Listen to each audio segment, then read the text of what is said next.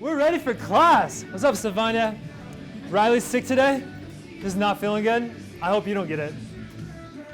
Okay, awesome. I'm so excited, so pumped. This is gonna be one of the best classes this semester, probably because I'm not even teaching like half of it. Like this dude's like taking over for me, which is gonna be sick. I'm gonna sit back in the back, relax, sip a pina colada, virgin style. It'll be great. What's up, everyone? You guys have a good weekend? Mine was like boring. I didn't do anything like cool. I just stayed at home, played soccer, and life was good. It was a good weekend. Yeah. All right. Did you score? I always score. I scored a hat trick, yeah. Okay. How are you guys doing on your ads and your businesses? Did anyone start spending money on their stuff yet? Anyone? Bueller? Okay, today's not going to change. Yeah, so here's kind of like the deadline section. I need your website finished in 2 weeks. You've had all semester. Don't look at me like that. Okay, it's kind of cold in here. You guys cold? Yeah. All right, you guys can there's like AC stuff up there if you guys want to play with it. If it gets too hot, I really like this coat, so I'm going to ask you to turn it back down. But for now, if you guys get cold, it's up there. Okay, I'm going to change. We had a case study we were doing for salon wax supplies. I'm going to change it. I might do a Sugar Me Wax case study. I think we'll have more fun with that. Okay, so I'm going to try that one. Google Ads fundamentals test. How many of you taken the Google Ads fundamental tests already? If you have and you have above an 80%, just turn that in. You don't have to take it again, okay? I'm not all about like tests. Like tests aren't my thing, right? Like, because we know that tests don't really lead to a high like entrepreneurial score. Right? We know that test doesn't make you a good entrepreneur. So I'm not going to test you like a lot, right? So, but taking that test will help you know what you don't know. And by learning that, you'll be able to learn the things that you do need to learn, okay? So I do want you to take that test and then write down things as you're taking it that you can learn. Guys, when I take that test, it's open book. Just freaking like read the question. I wouldn't even study for it. I would just literally go take the test and then find out what you don't know. And if you fail it, just take it again. It's like, that's all you need, okay? You used to have to pay for this test back in the day. Facebook project's going to be due December 3rd. December 10th is the last day of class. The Google Ads project's going to be due. From here on out, you guys have turned in the negotiation email.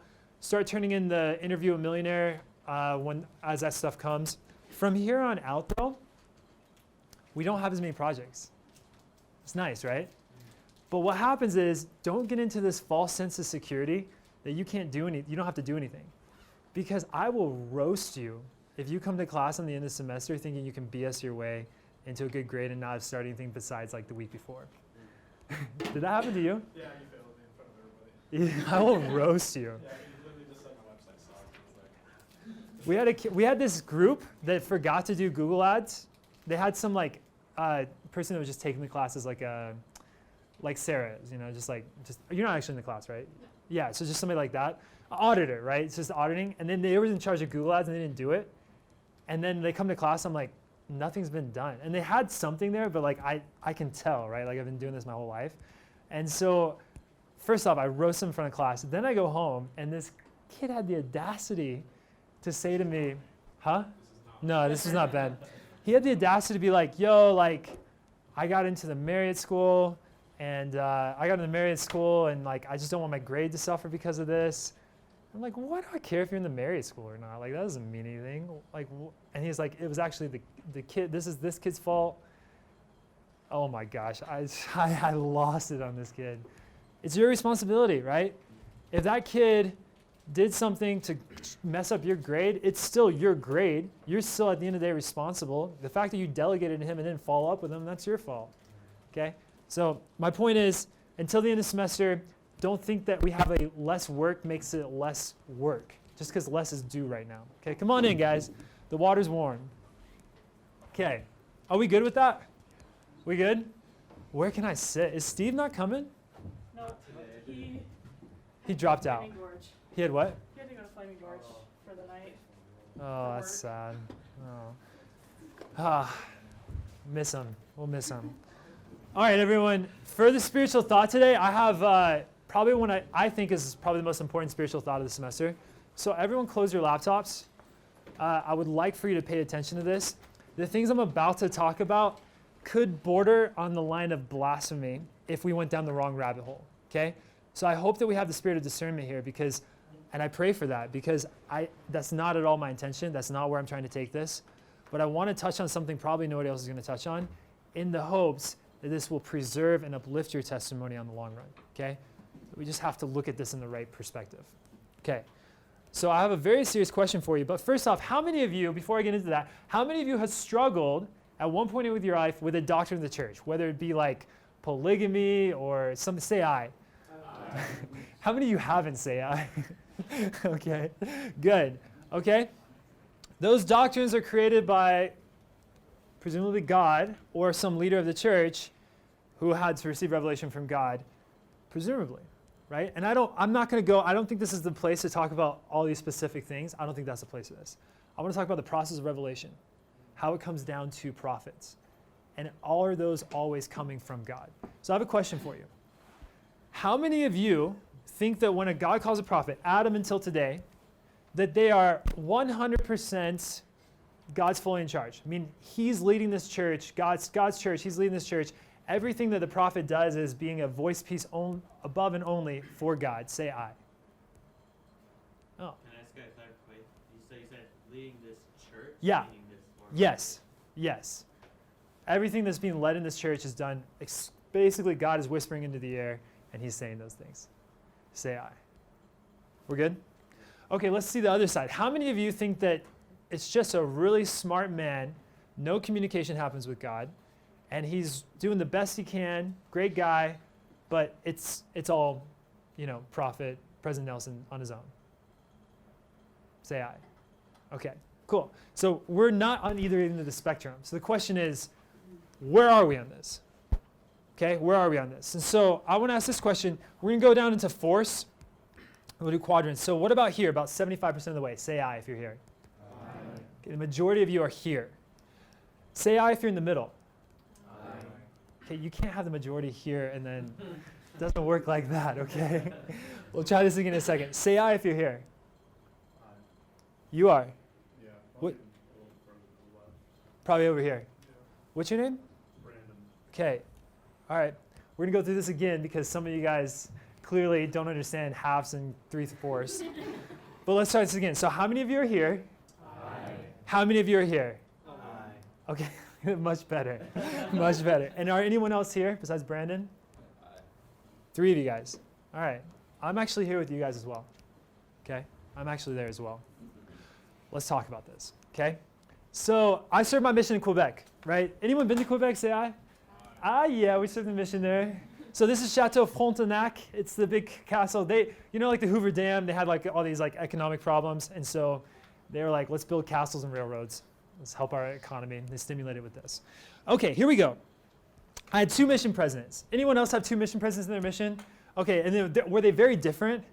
Okay, I could not have had more different mission presidents. One of them was like this spiritual, touchy-feely, like super just be obedient and follow God and you're doing great. Okay, that was this guy. His name was President Pétion, and he spoke 3 languages, soft-spoken. Just do your job, and then God will be, I'm proud of you, God's proud of you. That's kind of his thing, okay? The other side was this Texan boy, sold and built a lot of businesses, made a lot of money in the stock market, just a really rich Texan boy, okay? This guy threw all of that out the window and only cared about numbers, okay? So his thing was, a conversation at Zone Conference would go something like this. Well, have you guys seen Elder Jones lately? Elder Jones is down in Montreal, and he's on the subway, and he just thinks to himself, if I could talk to 200 people in this day, then probably about 50 of these will actually say yes to hear something. Out of those 50, probably 25 will hear a bit of the first lesson. Maybe 10 of those will schedule an appointment. Out of those 10, I might get one of them to get baptized. And that's why he's getting all these people that are getting baptized, because every day he goes out and he does those 200. And that's how, anytime somebody had good stats, President McKinnon was the praise guy for the stats. Okay? Could not have been more opposite. Do you guys believe that presidents and leaders are inspired by God? Okay, so let's ask this question. Assuming that God has a perfect blueprint for how a mission should be run. I'm not asking your blueprint, okay? Step outside of your own head here. assuming that he has a perfect blueprint. I'm talking about the right place to put missionaries, the right place to have zone leaders, to put missionaries in the places, you know, how it all should be perfectly run, numbers, feelings, everything there. Who is closer to God's blueprint? If you think President Petion, say aye. If you think President McKinnon, say aye. Well, that's kind of confusing. I heard a lot fewer ayes. President Petion was a spiritual, funky, like, feeler, and then McKinnon was the Texan. Okay, so if you think President Petion, say aye. If you think McKinnon, say aye. Okay, but come on, help me out some. Which one's better?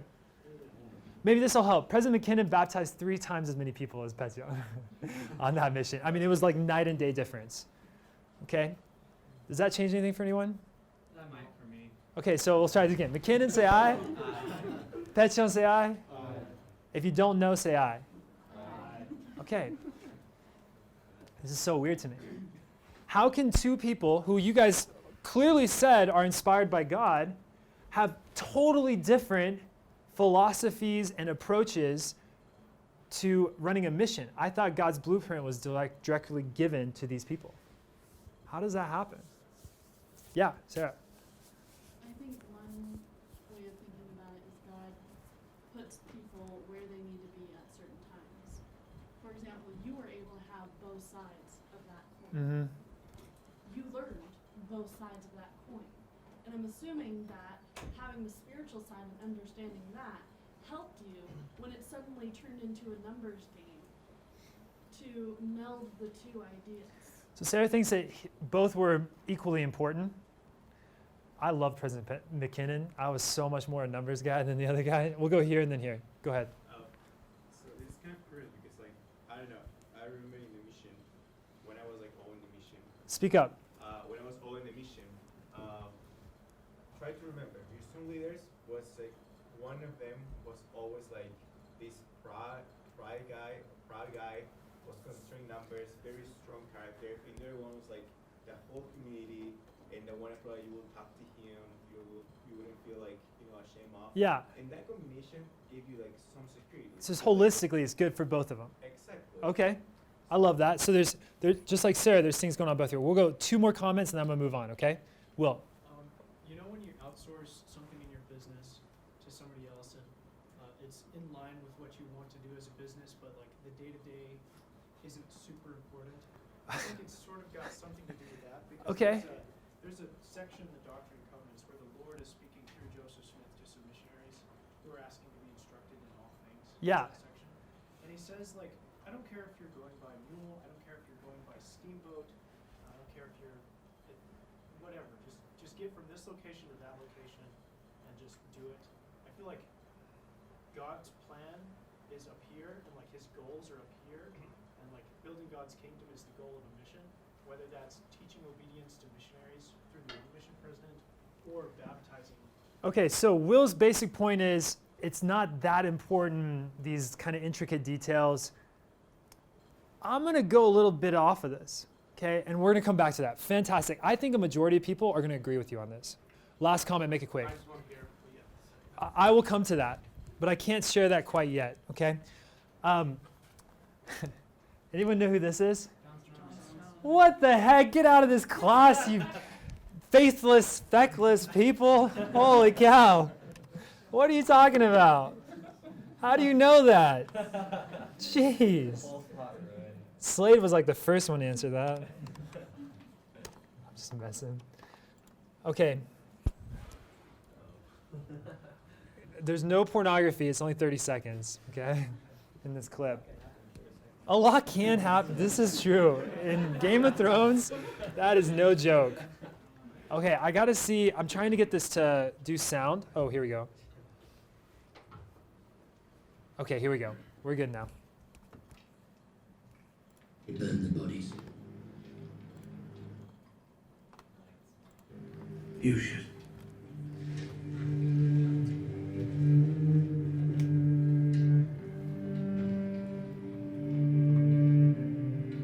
What do you want me to do with this? Wear it. Burn it. Whatever you want.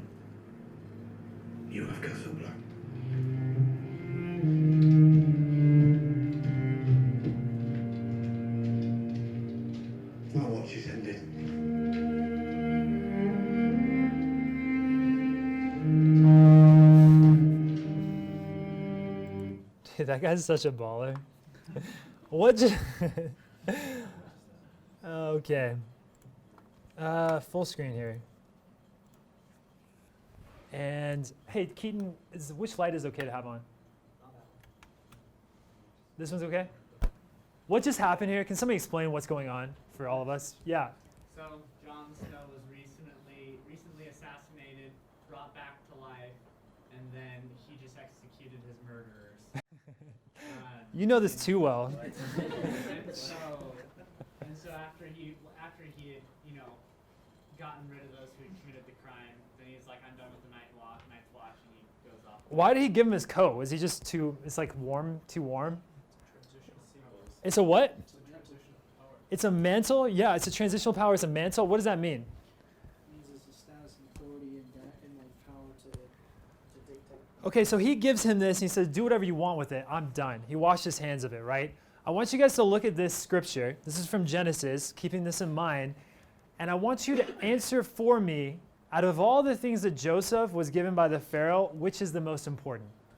Somebody want to read for me? Go for it. And Pharaoh said unto Joseph, See, I have set thee over all the land of Egypt. And Pharaoh took off his ring from his hand, and put it on Joseph's hand, and arrayed him in vestures of fine linen, and put a gold chain about his neck. And he made him to ride in the second chariot which he had. And he cried beforehand, Bow the knee, and he made him ruler over all the land of Egypt. Okay, so he gave him a chain, a chariot. He actually gave him a wife as well. It's not in the scripture. He gave him a ring. He gave him fine vestitures of fine linen. What was the most important thing that he gave him? Anyone?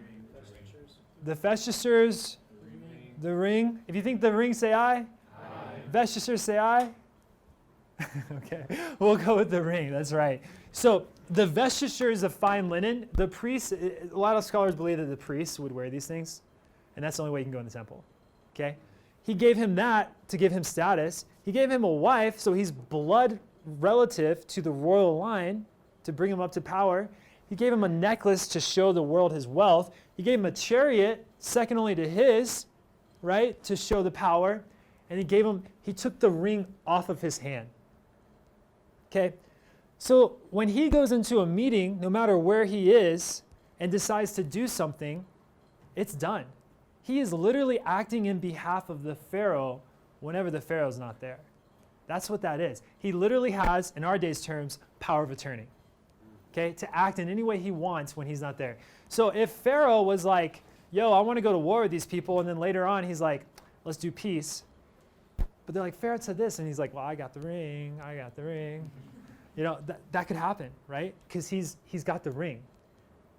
It could be that they have differing opinions, but Pharaoh has so much confidence in him that he is saying, I will support you in all of your actions, in all of them, okay? Not just the ones when you're 100% congruent with what I want. Think about the mission presence, not just when you're just saying be obedient and forget the numbers, and when you're saying, hey, go for the numbers and forget the obedience side, right? He's saying, I will support you no matter how you do this. And this poses a very vexing question for us. To what point? To what point will the Lord continue to support his leaders, even if they're in a direction that's not 100% congruent with what he has for the people? Any thoughts? Any thoughts on that? That's a tough one. Yeah. I don't think he lets him go too far off. I said as far as doing exactly what God says or what they say, I said 50-50 because I feel like often it's God gives a commandment and then they come up with the best way they can possibly do it, and they're always checking back, trying to see and be in accordance with what they've done and what they feel is in accordance with his will, but it is their best efforts that end up being usually what we do. Yeah, I love that. Anyone else have a final thought on that? Yeah. Well, I just think like with Joseph Smith and the Doctrine and Covenants, like a lot of the sections were inspired by Joseph Smith's questions. So they were kind of him asking. God wasn't just like out of the blue, like here's exactly what you need to do. Joseph Smith had to ask. And there's many times in Doctrine and Covenants when Joseph Smith didn't feel like he was receiving any direction from God as to There's one time, and I think this is kind of to that point. Joseph Smith is in a place where there's people in Missouri that are dying. The Governor Boggs had the extermination order. He's over there in Ohio, and he says on something so important as like the people and like murders happening, he says, I know that God has a divine plan, but he has privied it and kept it hidden from my face. Me, a prophet of God, still does not know his will. And it's not because it's not important. It's not probably because he wants him to just go make a choice. I don't know why it happened, but it does happen that way. And that's an interesting thing for us to understand. Let's read on, because this is a very important topic to understand. Stefania, oh, you got us? Go ahead. God honored only those decisions made in perfect accord with his perfect wisdom, and then his purposes would require leaders who were utterly incapable of misconstruing his intention, who never missed hearing the still small voice, who were unerringly and unfailingly and perfect conduit for heaven's inspiration, and it would render the principle of delegation inoperative. Yeah, a lot of things going on here. Can somebody explain that to me in like layman's terms, please? Go ahead, Spencer. People aren't perfect, but what else? So they're not going to always interpret God's will perfectly. They're human vessels doing the best they can with what they got. So, do you have something else? Okay, keep on going.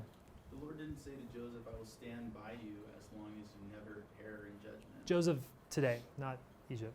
He said, thou wast called and chosen, devote all thy service in Zion, and lo, I am with thee even until the end.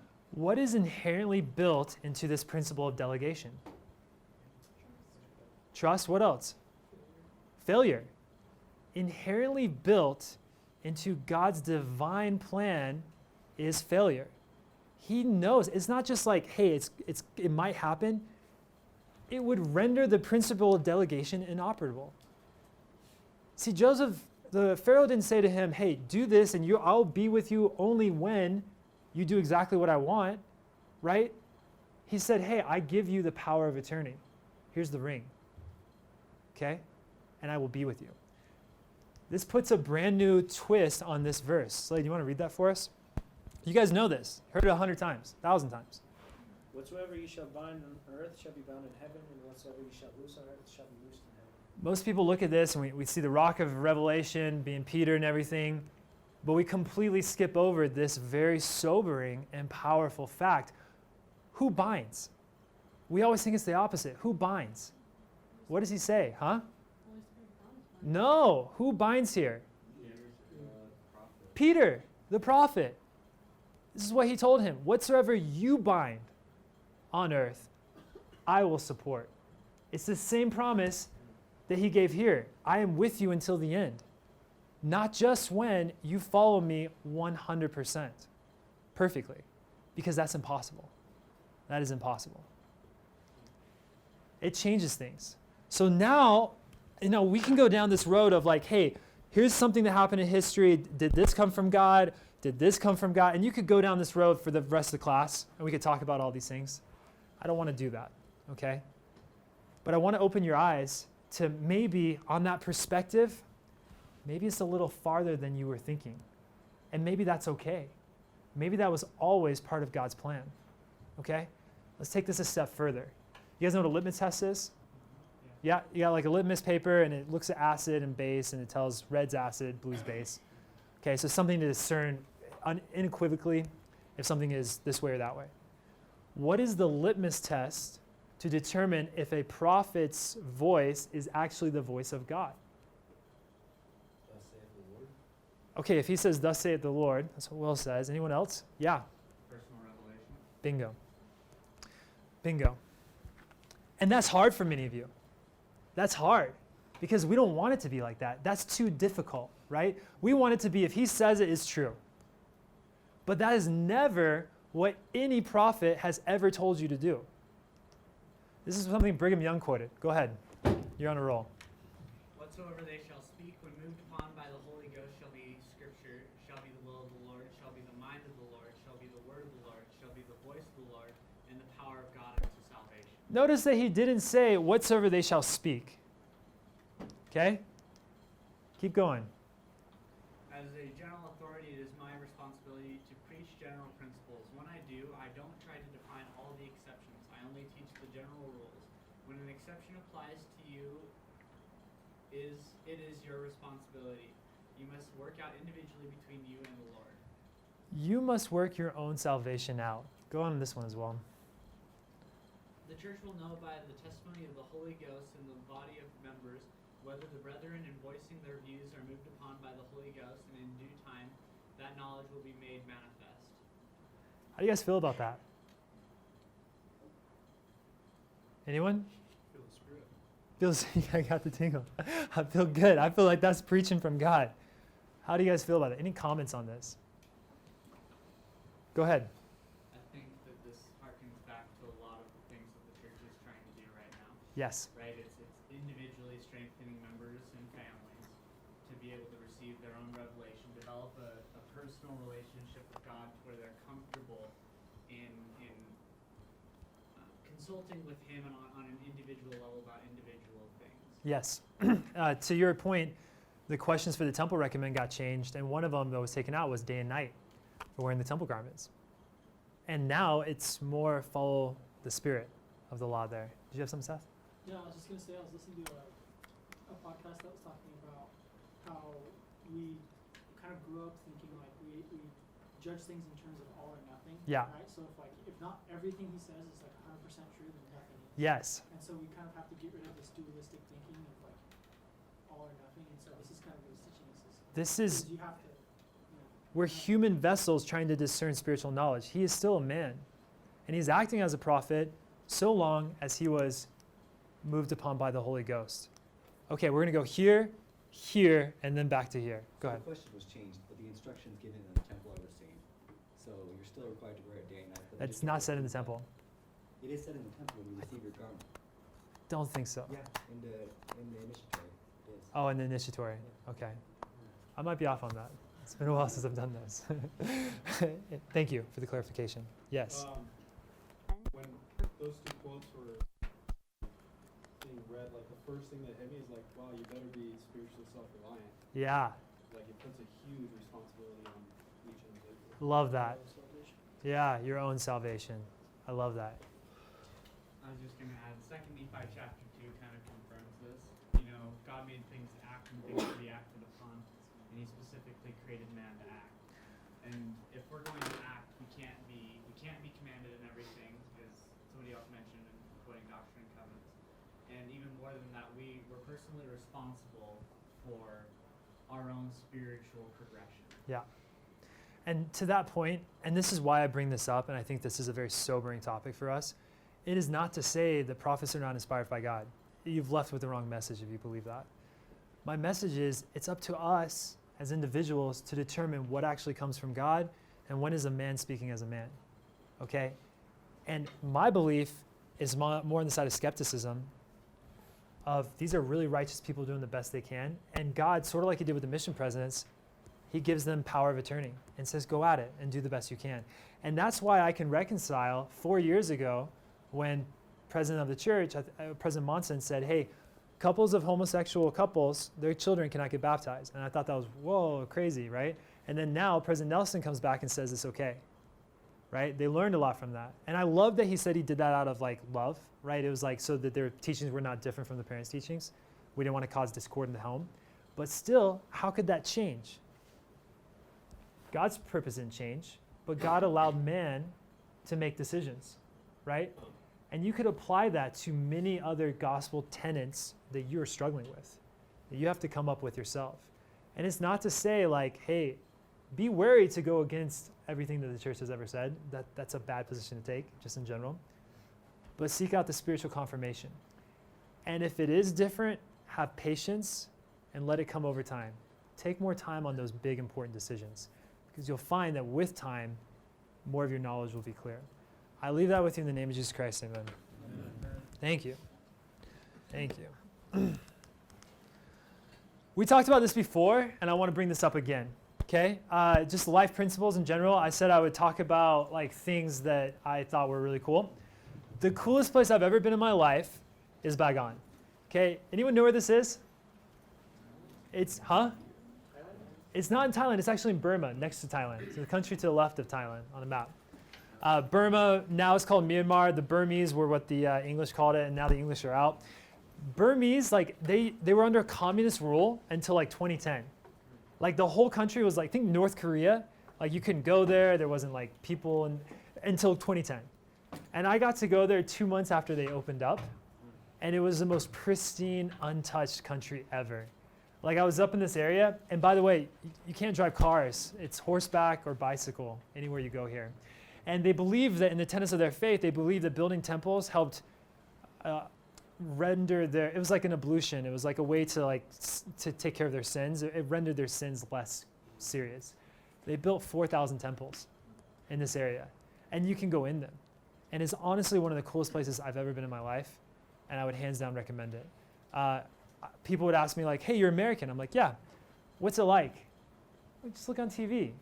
But their TV was regulated. They'd never been able to see American culture. So like talking to me was like a pristine thing. Like they had no idea. And it was such a cool experience.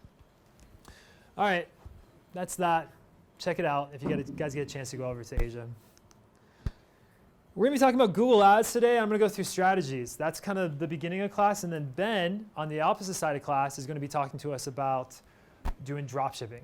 Okay? It's going to be a super good class. In order to do this, I want to set up an ads campaign for Google, just like we did for Facebook the other class. But before we do, let's go through these again. Okay? What is GC? It's a hotkey to get to the campaign level. What is GJ? Oof. Ad groups, yes. GA. Ads, GK. The only one that's weird is GJ. You don't have to really memorize one. But that will make your life so much easier when you're dealing with ads, okay? All right. I'm not going to actually worry about these slides. I mean, not to worry about, but like I think it's going to be more instructive for you guys if I were to actually build a campaign, okay? So does anyone have a business that they would like me to build AdWords for? What do you got? We're starting a protein bar company. Who's we? Me and my friend Evan. Okay, protein bars are, food's gonna be a tough one, okay, for Google Ads, and mainly because It's targeting vegans and people in food, stuff like that, if that helps them. I don't think search is gonna be my first place I would try. You could do a vegan protein bar. It's gonna be a super niche area, which might be good. I want to see what else we got. Slide. My Jeeps in Hawaii. Your Jeeps in Hawaii. It's a great company. What else you got? Virtual reality. For the golf? No, for like video games, like an arcade. You're building a virtual reality set? No, we're advertising for a business that does. You're advertising for a business that does virtual reality? Yep. Okay, what do you got? Escape room, sorry. Escape room? Yeah. Okay, I love escape rooms. They're so much fun. Is it here? Sioux City, Iowa. So. Oh, okay, I'm not flying out to go see it. Escape room's also hard. I think it's good for like a Groupon or something, but it's a small niche market. Not that it can't work. I just want to do something more unique. I'm going to do slates, okay? I think the Jeep one's going to be good for this class. Other things are great. I just, for the purpose of instruction, would like to do this for instruction, okay? That's why I'm doing it this way. All right, do you want to do it on your account or do you want to? Do it on yours. You don't have one set up? Not yet. Do you have a website set up? Yeah, you do. Yeah. Okay, we're just going to build it and then I'll delete it. Okay. Is that cool? That's fine. All right, so we're going to go through. I'm going to build a new campaign, okay? So we have a bunch of different kinds. What's the kind of campaign we want to do? Okay, I asked that as kind of a leading question. Yes, it's sales, you're right. But if you think about this like you think of Facebook, you're totally off, okay? The fundamental principle of traffic on Google is entirely different from Facebook. Facebook, disruptive, people are going through doing other things. Google is intent, right? So you're already driving traffic that's qualified. So this idea of like traffic versus sales, it's not applicable to Google like it was to Facebook, okay? So yes, we do want to do a sales campaign. All right, which one of these should we use? Search. Yeah, we're going to do a search campaign to start. So by the way, he has, go ahead and explain it to us. So I have Jeeps, 3 of them. I just started in May. I have 2 that are on the island of Oahu, and we have camper tents that are Can you give me a quesadilla? lashed onto the top. So when people come and visit Hawaii, instead of being stuck at a resort, they can just rent a Jeep. So they have a place to stay and a car to drive all in one. But it's way more cost efficient than getting stuck at a resort, and you get to go and be in the actual like natural environment instead of stuck in some tourist That's cool. So you get a Jeep plus you get a place to stay. That's really cool, actually. I love that. So it's a unique concept. It's niche. It's out in Hawaii, and you guys are cash flowing, right? Yeah. Already, amazing. Love it. They're in the black. Okay, a couple of things. He says search. I agree with search. Display is going to be more disruptive. It's kind of a different target. A Google Shopping campaign. What would you use that for? Products, right? By the way, much better than search. If you have a product, that's where you'd want to play. Okay, that's why I want you guys to build this on Shopify. Are you recording? Oh, we got video. You can do it if you want. That's totally fine. I'm just saying it might be easier because it's published every. Yeah, it's probably way better. I got a microphone right here. All good, yeah. But either way, no, don't want to stop you from doing what you're doing. So shopping right here, video campaigns, we can put these onto YouTube, okay? And those campaigns are primarily for branding and retargeting. Love these for retargeting. I love to do a regular campaign, have some super sick ad that runs as a video campaign, as a retargeting campaign to help produce your brand. But it's hard to get clicks and click-throughs off of there. But it's dirt cheap to run as like a branded campaign. Dirt cheap. I mean, you're talking $50 a month for a $10,000 ad spend on Google. Okay, it's super cheap. Maybe $100 a month, I don't know. All right, and then there's this new thing called a smart campaign. And guys, we're getting, believe this or not, we're getting to a point where literally you can just turn it on and Google will figure it out. Like, we're not there yet, but it's like, I've seen it over the years get more and more like this. And so that might be something we're trying. It came out like last year. I never had good results with it, so I wouldn't test that first. But once you get enough conversion data, it might be okay to start a smart campaign and just see if it works. Maybe test 100, 200 bucks on it. Okay? Here we go. So we're gonna do a search campaign. Select the ways you'd like to reach your goals. So these are opportunities for getting goals. So I know that, how do you get a sale? People go and reserve it on the calendar. They reserve it on the calendar, so it's gonna be through a website click. What about for the phone? They can do phone calls, but normally sales just go straight through the website. Okay, so they can call. I would count that as a conversion too because people are interested, but I'm not gonna add that on there now. Okay? By the way, you can do what's called dynamic call conversions. Okay? And that's a JavaScript put onto your site by a programmer that dynamically changes the number in the right-hand side of your page every time a keyword's added. So like, let's say, Jeep Tours is one keyword. They see a different number than somebody said pink Jeep Tours, which is something in Sedona that everyone loves. Like, it's crazy. Okay, and so they would see a different number. That number would fire to a unique page that runs a conversion back to Google and tells you what keyword got a phone call. It's amazing. Dynamic call conversions. They also have call conversion tracking on your ads. And if you ever see your ad and it has a different number than your actual phone number, it's because they're doing a call forwarding number.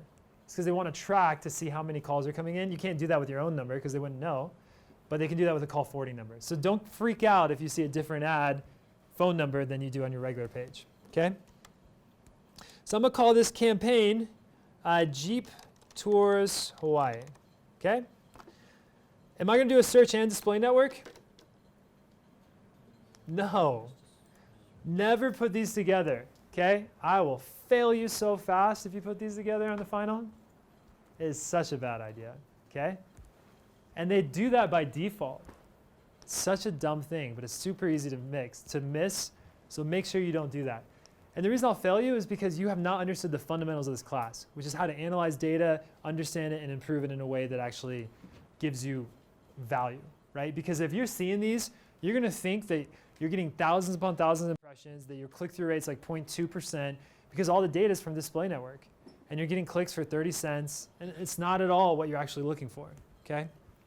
By the way they run these is they run so if the keyword is Jeep Tours, they're going to target pages that have the word Jeep Tours on them, as well as people who have intent to get a Jeep tour, okay? And you're not doing tours, you're doing rentals. So let's change this actually. Okay? All right, here we go. So show more settings. I always hit these show more settings just to see what they are. None of these matter. Start and end date. You can do custom tracking, but Google actually adds all dynamic tracking to the site. You don't have to do that. So I wouldn't worry about that. Okay, targeting and audiences. You guys remember from Facebook the different types of targeting here? People in the location, people searching for. You guys remember that? People both. All right, so here we have people in or who show interest in your targeted locations. People in or regularly in your targeting locations. So that'd be somebody driving there for work. People searching for your target locations. Which one should we use? Huh? Tell me. People searching for your target location. Okay? That's right. Why do we use that? Because they're tourists. We want to find tourists. We're not going to target the United States. We're going to enter another location. Is that Oahu? Yeah.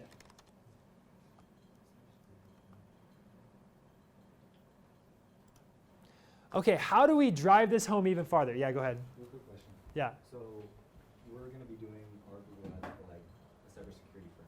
Yeah. It doesn't matter where the people are. 'Cause Right. So is there, do you have to? People in and people searching for. Okay. Just do both. Okay, so how would I go even farther? What if I don't want people actually in Hawaii looking for this? Exclude. Okay, so let's do that as well. So I'm going to exclude Oahu.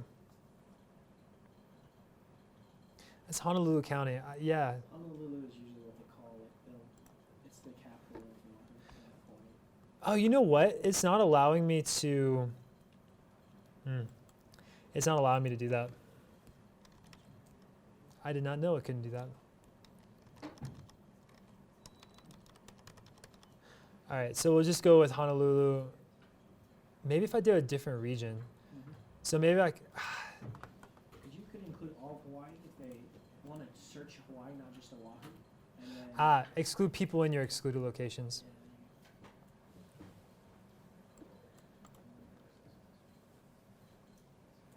Yeah. Okay. We're good on that. So here we are. So those are people we want to target, people who are trying to go to that location. Yeah, I feel good about that. Okay, perfect. English, you could do English, you could do Japanese, but you need Japanese ads if you're going to do that. Spanish, you need Spanish ads. I'm just going to keep it in English. Makes it easy for me. Audiences. Let's talk about these for a second.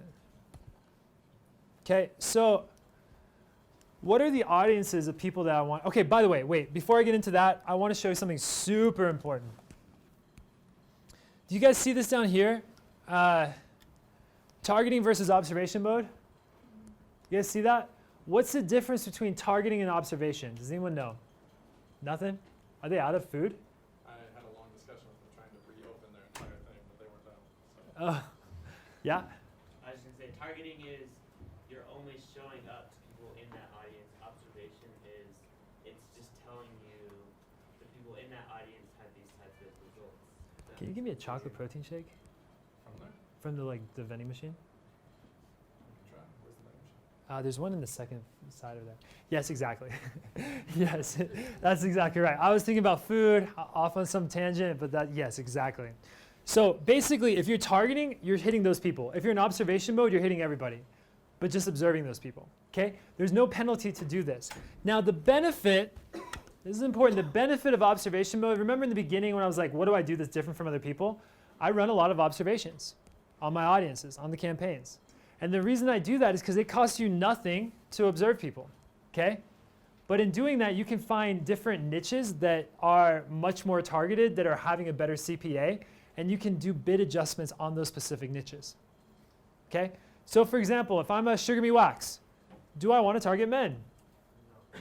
Probably not, okay? So maybe, I mean, this isn't an interest, so this is a bad example. Or how about people that love like burly construction work? I don't know, this is the dumb example, but like maybe those people hypothetically don't like waxing, okay? I mean, I'm totally stereotyping here, this is not true at all. Please forgive this, I just can't think of anything better. So let's say that those people don't like waxing. I can do an observation mode, and once I gather enough data on these people and it shows that the CPA is higher for these people, I could do a bid negation. I could say, hey, bid negative 100% on these people. Don't show up for them, okay? Or maybe people that love health and beauty, like makeup or other things like that, really love waxing. I could observe them on observation mode and then add a bid adjustment up or down. Does that make sense, everyone? It doesn't hurt to do it, so you might as well throw a bunch in there. Okay? On the targeting side, if I targeted people who liked health and beauty, everything else goes away. And I'm only targeting the people who like health and beauty. Do you guys understand the difference? One of my clients does construction safety equipment, so they build ladders. Okay? And these ladders are specific to building construction equipment. There's a group on here that is like builders. Basically, that's one of the audiences. And I noticed that my CPA for them was like half the CPA for everybody else. So that was one of the few times I said, hey, target ladders for people who work in construction. And it did phenomenal. Okay? All right, so let's look at some audiences we can hit. So what are you thinking, Slade? I had a ton of people from Germany that come through. So those are not audiences per se. That's so I want to know demographics, interests, those kind of things. They're going to be the granola kids, man. The granola kids, huh? All the minimalists, like anybody who has like a minimalist lifestyle, they're not like the people who need resort, the hair dryers and all the rest of it. Okay, so I'm going to say camping as one of them, and I'm going to pick all three of these.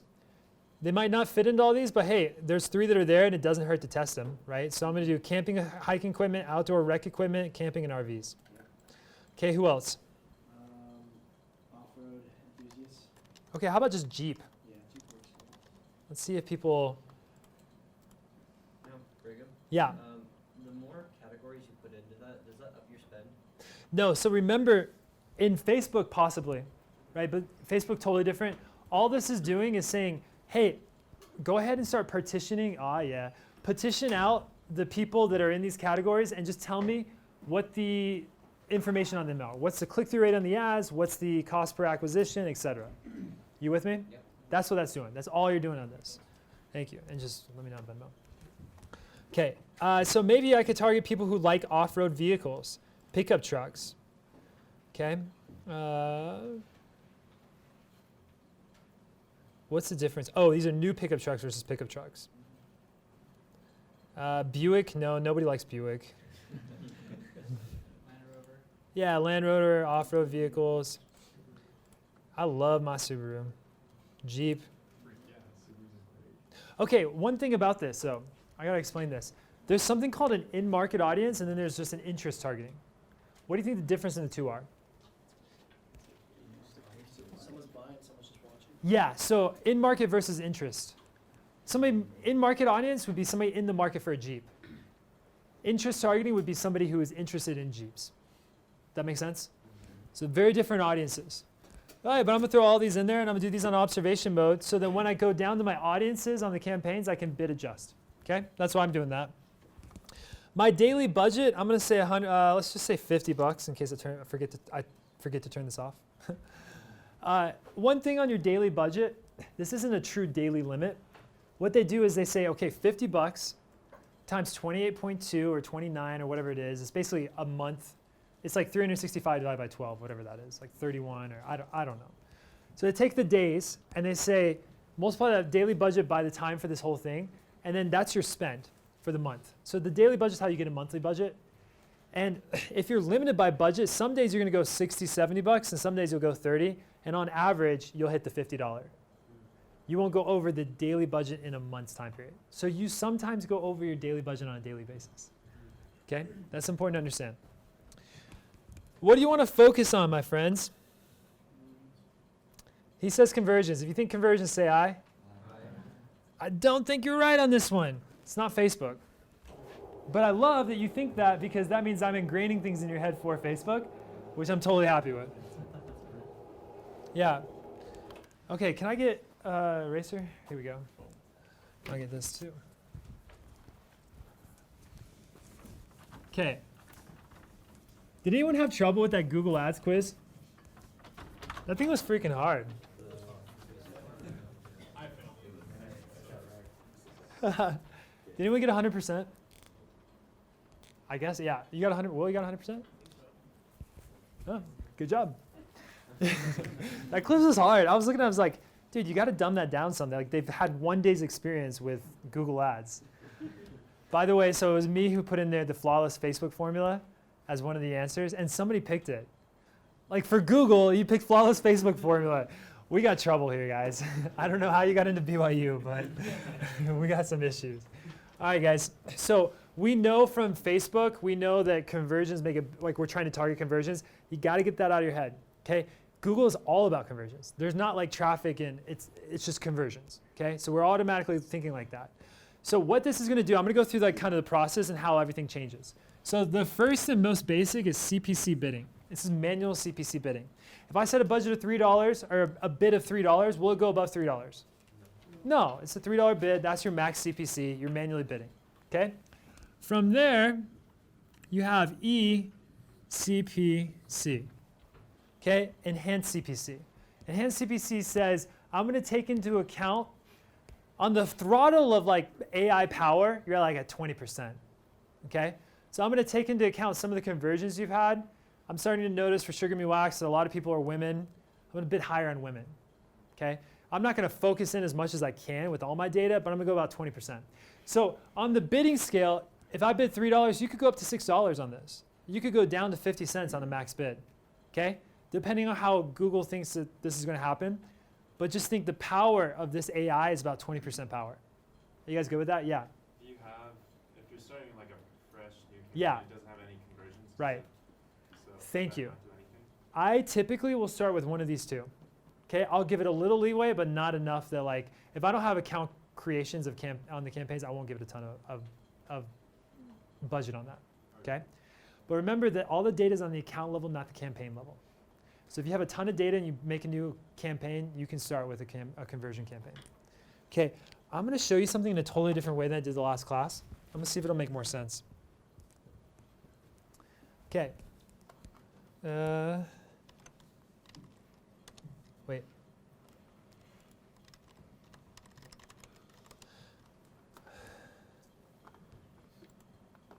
Just give me a second to sign in, guys.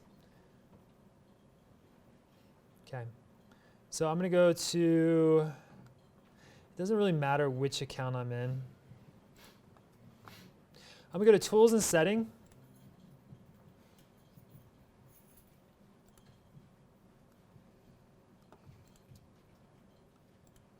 Some of these accounts don't have it yet. Here we go. Performance Planner. We'll go here. This is a new thing. This actually came out a couple months ago. I don't even think all my accounts have it. We're going to create a new budget. We'll just say all of these. Continue. Target is conversions. Create plan. Okay. Don't worry about that. I just want to show you this graph. Okay. So right here is where you're at. And then it's going to say over here, this is how Google thinks about, oh, I'm sorry. This will be a lot easier, huh? Yeah. Okay, so right here is where you're at right now. And this is your theoretical like top for the number of conversions. Okay, so I'm missing out on this many conversions. And then down below, it'll tell me how to get there. So what I can do is, for example, if I click here, this tells me, they tell me I can get 194 more conversions if I spend like 3,500 more. And then my CPA, my planned average CPA is going to go down to $16 with a difference of this, okay? So this is a theoretical, hey, the closer these numbers are, the better your account's doing. It's really cool, actually. And then this is saying I'm right now I'm spending 1.85 thousand on this one, and I should spend like 28 bucks on it. Like I shouldn't spend any money on it to get one conversion total. And then we'll get that conversion at $28. Okay? And then if I hover over this, scale CPC bids by negative 99%. So I'll bid way less on that. This is not a, like, definitely do this, but this is super helpful for guiding you in the right direction, right? Like AI should not be like something you follow 100%. It's like when you're driving a Tesla on the freeway, you turn on the autopilot and then you see the lines do like this, you're like, I gotta take over, right? You totally get that, yeah. You know, like you guide in the right direction, you know when to use it, but you don't do it all the time, okay? That's what that is. But if you look up here, it says scale bids by 25%, so go lower 25%. This doesn't tell you to change to a target CPA or whatever. It just tells you how to scale the bids and then set budget to $81 per day. I wouldn't have thought of that. I think that's actually a great idea. The reason I'm showing you this though, okay, so let's do this on a CPA basis. So instead of the metric being this, let's do average CPA.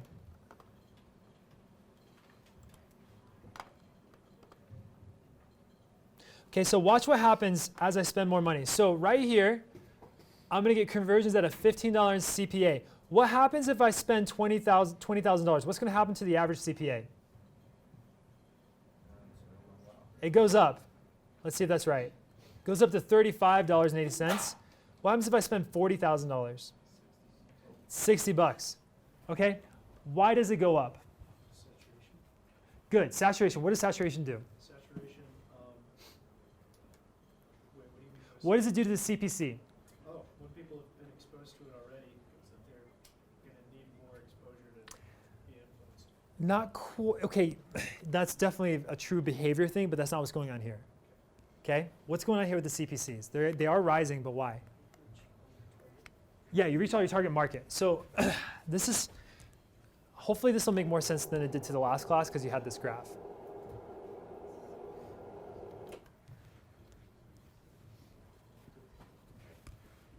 Okay, a little higher. Okay, let's take a look at this for a second. Let's say in this basic model, I am the, let's just say like I am like the highest bidder dude. I'm willing to pay $1 a click. Okay, you with me? So I'm willing to pay $1 per click, and I have a budget of 10 bucks all day long. Okay, and then Stefania is willing to pay 90 cents a click. Okay, and she has a budget of 5 bucks. Okay, what happens on the auction is that for the, let's say there's 15 theoretical clicks that are able to be purchased. What happens for the first 10 clicks? Who do they go to?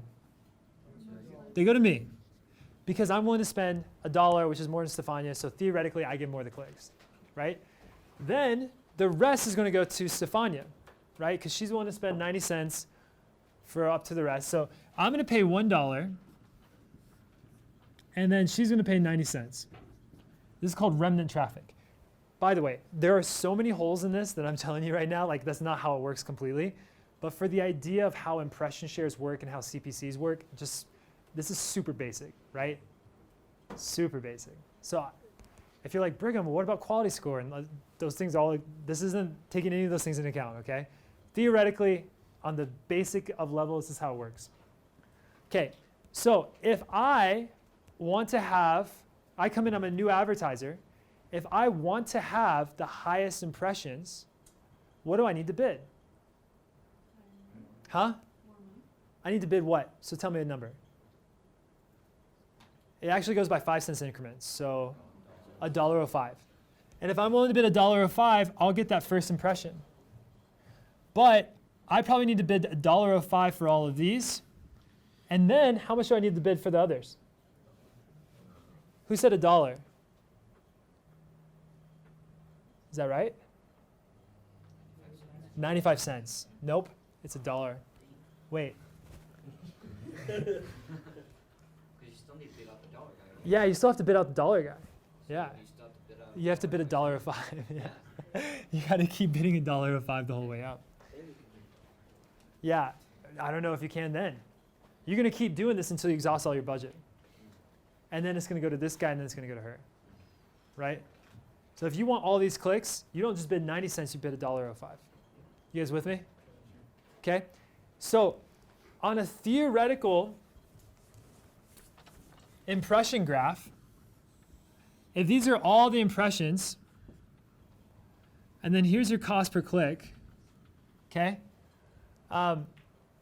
What is my, if I want like 10% of these impressions, is my CPC low or high? Huh? If I only want 10% of all the impressions, is my CPC low or high? Low, right? Now if I want 20%, is it a little higher? Yeah, and so this is kind of what you see. Does that make sense? You guys get me? Right? So as we go up, we can reach 100% impression share if we're willing to bid a lot higher. You with me? Okay, we need to know this to know the next part of what I'm going to teach you guys. Okay, so from CPC, you go to eCPC. eCPC, Enhanced CPC, is going to take in some of the AI. Remember, 20% throttle. Okay, from there, what's next? What comes next? Target CPA. Right. Target CPA works how? Who said target CPA? Okay, what is that? How does that work? It tries to match your cost per acquisition. So do you put in a CPC bid? No, what do you put in? You put in a CPA. So you tell them, hey, it doesn't matter what the bids are. It doesn't matter $3, $5, it doesn't matter. I want an $8 CPA. And then it tries to get a CPA at $8 or less. And it does that by taking care of all the CPC bidding. It looks at all the algorithm. On the AI scale, you're at like 80, 85%. You're like up there on that. Yeah, see something? And you just have to have a bunch of conversions. Yeah. You need at least 25 in that, we call it campaign, but really in the keywords that you're trying to target, you need about 25. Okay, so if that campaign has 25, I can switch that on. I don't switch that campaign on until, I don't switch to this until I start to have a lot of data. So I start here and then I move to this. Okay, thoughts? Questions or anything? Yes? So Google thinks that like the number you give is too low, will they like deny it or like? Good question. So what Google does, Google is like a toddler with this. It basically is like, no, I can't hit it. Oh, I don't want to, and just throws his hands together and walks away. Like they don't give you a $10, $15 CPA. So what's a better practice? Knowing that knowledge, what do you think is a better practice? Bidding a little higher than your actual target CPA or a little lower? If you think higher, say I. If you think lower, say I. I. Like whisper it. Bid a little higher. Okay, so if you want an $8 CPA, I'm going to bid at probably $11 to start. And then I'll slowly start bringing that down. I'll start bringing that to like $10.50 at 10 and slowly from there. Okay? Otherwise, it just stops working altogether. Yeah? And then let's say they were able to get it with a lot less clicks and you thought they're still charging you the. No, no. That's pay per conversion. There's a campaign called Pay per conversion. It's a beta thing. You don't actually see it in your interface. It'll give you a $3 CPA if it can get that. Yeah. Yes? So fundamentally, is it just like saying, okay, these are the people who have bought, and this is what they're like, we're going to target those people? Target people are similar to that. Absolutely. It's going to use all of the metrics and dimensions available to Google to figure that out. That make sense? Yeah. Hey, to your point, let's say I put in an $11 CPA and I start getting $1,000 in spend. So that's good. And then I drop the CPA to $7 and I get $50 in spend. What should I do? I'm not good with putting numbers in my head, but you would have to look at which one, you have to look at all the numbers. Yeah. How much it costs to acquire them, and then like. You know it. Okay, so, no. Somebody said it over here. No, what are we gonna do? If I have $1,000 CPA, $1,000 spend at $11 CPA, target CPA, and then I lower this to $7, and I have a $50 spend. Raise it back up. Okay, it's telling you that I can't find enough people in the $7 range to get what you want. So you can kind of throttle your budget based on your target CPA direction. Does that make sense? Yeah. How often do you find yourself like changing that? A lot. Yeah. If I want more sales and I'm okay with the CPA, I'll start raising that a little bit. But here's the kicker. I don't raise or change it more than 15 to 20%. Okay, I didn't go over this with the last class. I want you guys to take note of this because this is very important. Okay? Very important. I actually made this mistake for like a year. Okay, so what would happen is at the end of the year, actually at the end of the month, I'm like going out of budget for the campaign, And so I look at the ones that are doing really well, and I know that this trick works, so I would then drop the CPA from $11 to $8 in order to throttle my budget. I was using that as a throttle, okay? That's actually not a good practice because what happens is this theoretical limit for the target CPA, what it's trying to do is it's trying to find the CPA at $7 based on the budget you have. So it's fundamentally taking into account that you have a $1,000 budget. and then you want a $7 CPA. Because remember, when you looked at that graph, the higher you're willing to bid, it changes everything. Your bid, your budget, all those things affect your CPA. Remember it said scale down the bids, raise the budgets? So it can find more in that area. This actually works a lot better if it's a really big budget. Okay? So what happens when I take this down to here? It resets everything. What happens when I change the budget? It resets everything. So a better approach that I should have used was just to pause the campaign. Just pause it. If I'm using this as a budget control, don't do that. Just pause it. Now, if I actually want a lower CPA, then I'm probably willing to reset this to a lower level and then try that whole process again.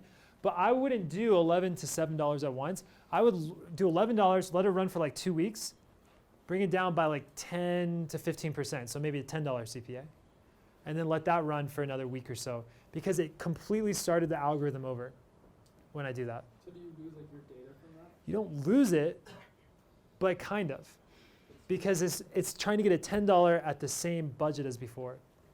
Okay? Yeah. Yes? So just to confirm, you were bringing down your spend? I was bringing down my overall spend on the month by reducing this target CPA because I knew I wouldn't be able to hit the daily budgets that way. Okay. Yeah. Great question. So if you went from 8 down to 7, notice, okay, this is really cutting down the number Yeah. I can hit, and you put it back up to the 8, Uh-huh. is it another restart? Resets over. Total resets. So Yeah. you don't get back that all. Right. And so what you're going to find, and now to your point, somebody said this over here, it doesn't go back to 0, but what you're going to find, if this was like your CPA cost, is that you were traveling here, right? You reset it, so then it goes up a little bit, and then trails back over to what it needs to be, right? It still takes data that it already knows, but it will jump up. It'll spike a little bit on your CPA. Okay, so that was a bad thing I was doing for a long time. You guys with me? Yeah. How did you come to find out that that wasn't? I work with a Google rep literally every week, and we went over that, and he told me that. And it wasn't until I had a really sharp Google rep that he figured that out. Yeah, because the other ones had no idea either. Okay, so that's target CPA. You guys good on target CPA? We have another one, max conversions. Do you guys know how max conversions work? Anyone? Can anyone explain to me max conversions? What is the goal of max conversions? If target CPA is the goal of target CPA, what is the goal of max conversions? Get the most amount of conversions for what? Your daily budget, your spend. Okay? So it's trying to maximize the number of conversions in your spend. So think about this for a second with me here. Okay? If I had, let's say in this very basic example, let's say I had 100 people. Okay? And each click is $1. Okay? And theoretically, I could hit 100 people. So there's a lot more than 100, but like theoretically, I could hit 100 people. Now, what do we know about getting 100% impression share? What does that do to our CPC? She's like, I'm out. Forget it. No more max conversions for me. What does that do to our CPC, huh? Right. Do you remember that graph that we just had on there? That the more impression share that you're trying to take, the higher you have to bid, because you have to outbid everybody. So it has a higher CPC, right? So if theoretically my impression share, right? An impression share is how much of the entire impressions out there that you have. So if you had 100%, if you're able to bid on 100%, are you bidding like super high or low? You're bidding super high, okay? So if my budget, stay with me here, if my budget overall, let's say there's 100 clicks I need to get and my budget is $110 and these clicks are $1 per click,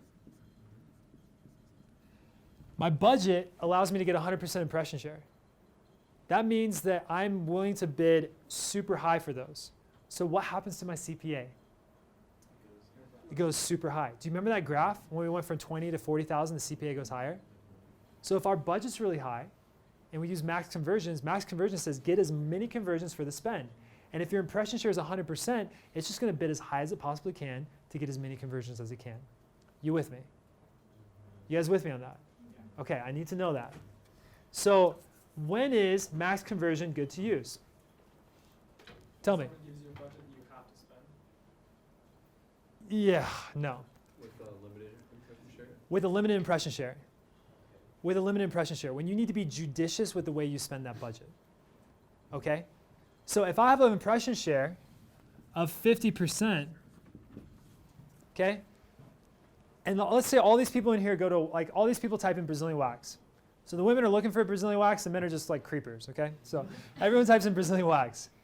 And Google knows from the history that women tend to be a conversion and not the men. It's going to be judicious with who it sends those ads to. And it's also going to be judicious in how much it bids on those people because the impression share is limited. That's when max conversion can really be powerful. You follow? So if the impression share is 100%, what should I use? And I have a lot of conversions. Huh? Target CPA. If the impression share is low and I have a lot of conversions, what should I use? Max conversions. And that's a test thing, right? So take whatever you have and test it against the max conversions and see which one works better. If I have very few conversions, what should I use? eCPC or CPC. One of the two, okay? I tend to use eCPC on search, and display I'll use a CPC, yeah. So Google will tell you the number of impressions that you have, but will it tell you the percentage of impressions that you have? Like, I guess Yeah. You can create a column called impression share. Okay. There's a customized column button. You just create a column in impression share. I have that on all of my charts. It is so important to know that number, okay? Because you wouldn't be able to tell how to bid otherwise. Sure. Yeah. So we talked about like the James Bond formula. Yes. Like finding like a 1 to 3% Right. conversion. Maybe I don't understand it really, but wouldn't it be easier to like say, okay, I make this much profit and I want to spend $10 a person and do the target, just put your $10 in and get. What if your sales. bid is more than $10? Well, then it won't do it, right? It won't do it. So you went through all the work of building a website and going through the product, and you have no idea if it's going to work. That makes sense? Great question. Other questions? All right. You guys are doing good. I like all these technical questions here. I just lost. Lights are good? Okay. By the way, this is called Performance Planner. So down here under Planning, it's right here, Performance Planner. You can see that for your stuff too, but have some data before you actually look at this. But this can make a difference for your campaigns. Okay? All right. So we're going to do, so it's kind of weird. It puts you at conversions already instead of target cost per action. I don't think that's smart. I'm going to hit selected bid strategy directly, which is not recommended. And I'm going to choose manual CPC and optimize for conversions, which gives me an enhanced CPC. That's what this is right here, eCPC. Okay? I'm going to do that to start with because I don't have any. Now, add extensions. They're going to be call extensions, site link extensions, structured snippets, call outs. There's a lot of them. If you don't know what they are, Google them. But in general, they add real estate to your ad. So if you have a normal ad with your headlines and the descriptions, the site links will appear under that. Makes it bigger. And because it's bigger, you get about 15% more clicks to your ads because you have that. So yeah, so actually your quality score, one of the things that they take into account for the overall health of your account is if you have extensions. So you need 2 to 3 extensions, minimum. So go ahead and add those in when you build these. I'm not going to do that right now. Maybe I'll have Phoenix Best Salon 2015. That's old. But these are other ones. You can have tons of different extensions. Price extensions for a salon, you could do that. You could do a price extension. Yeah. $99. Okay, you could do a structured snippet extension. This one's kind of interesting. So a structured snippet, you can put a type in here. So you can do styles, amenities, brands. Well, Jeep's the brand, so you wouldn't do that. Models. You could do models. You could have full size, 4-door, 3-door, and you could put those in. And you do models, and then you could put whatever type you want in here. So I could do 2-door, camper plus. You know, I don't know. These aren't links. They're just extra data that show up in your ads to make it bigger. Okay, so I would definitely run a structured snippet for you. Okay, save and continue. What? No, just the third category was Yaris, oh my gosh. Yeah. For the character limit on those, do you try to fill up as many characters as you can in each of the extensions, or are you less concerned about that? For the call-out extension, yes, but for these, no. So the call extension, the structure snippets, nah, I don't worry about that. For call-out extensions, yeah. Call-out's going to be like Nike, just do it. It's just like your logo or your slogan. So I add that in there. Take up as much space as possible. You could do also like, your call extension might be use a Jeep as a tent. I don't know, that's super dumb, but like that's the kind of idea. Like save, sleep, like a sleeper Jeep, you know, it could be your call extension. It's a slogan. Okay, so this ad group is going to be Jeep rental. Is there a type of Jeep that you rent? Wranglers. Okay, so this might be Jeep Wrangler rental. Okay, default bids $2. What should I include in here on my keywords? Airbnb. No. Look at the ad group name. Not sure. Okay.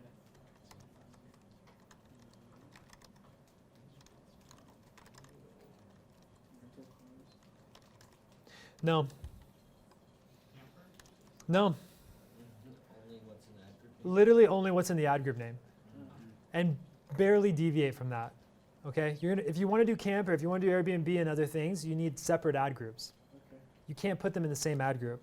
So in this case, I might say rent Jeep Wrangler.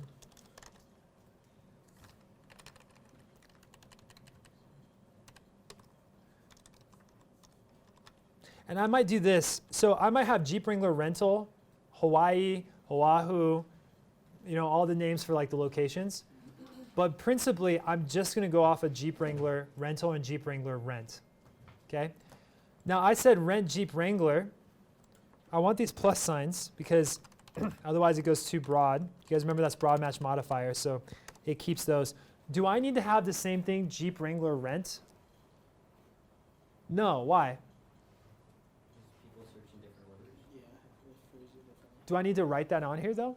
No, broad match modifier doesn't really care about the order. Broad match modifier doesn't care about the order.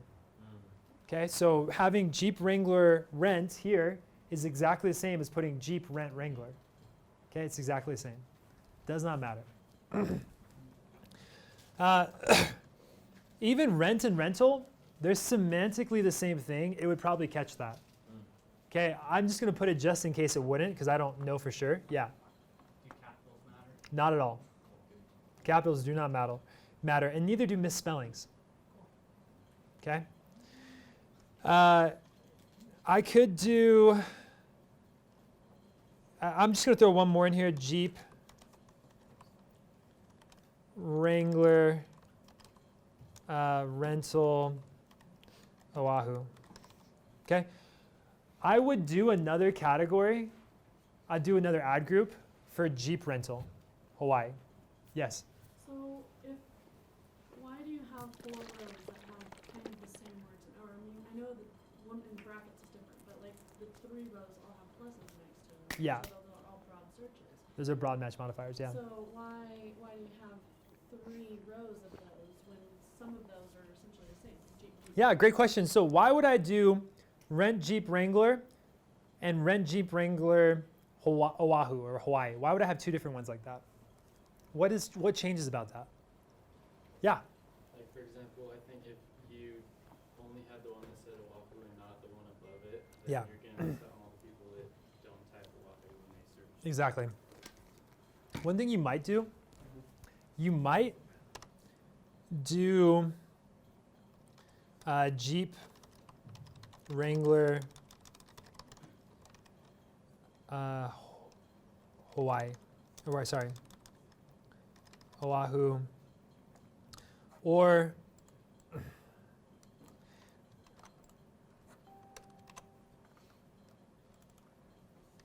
okay, why would I do this? Think about this. Why would I not put the plus signs on Hawaii and Oahu? What does that do? Puts a broad match, but what does that do? So it doesn't have to include it. Exactly. But it semantically is trying to find people interested in Hawaii. The reason I hesitate on that is because maybe in this case it would take it off and it'd be people searching for Colorado or some other area and not Hawaii, right?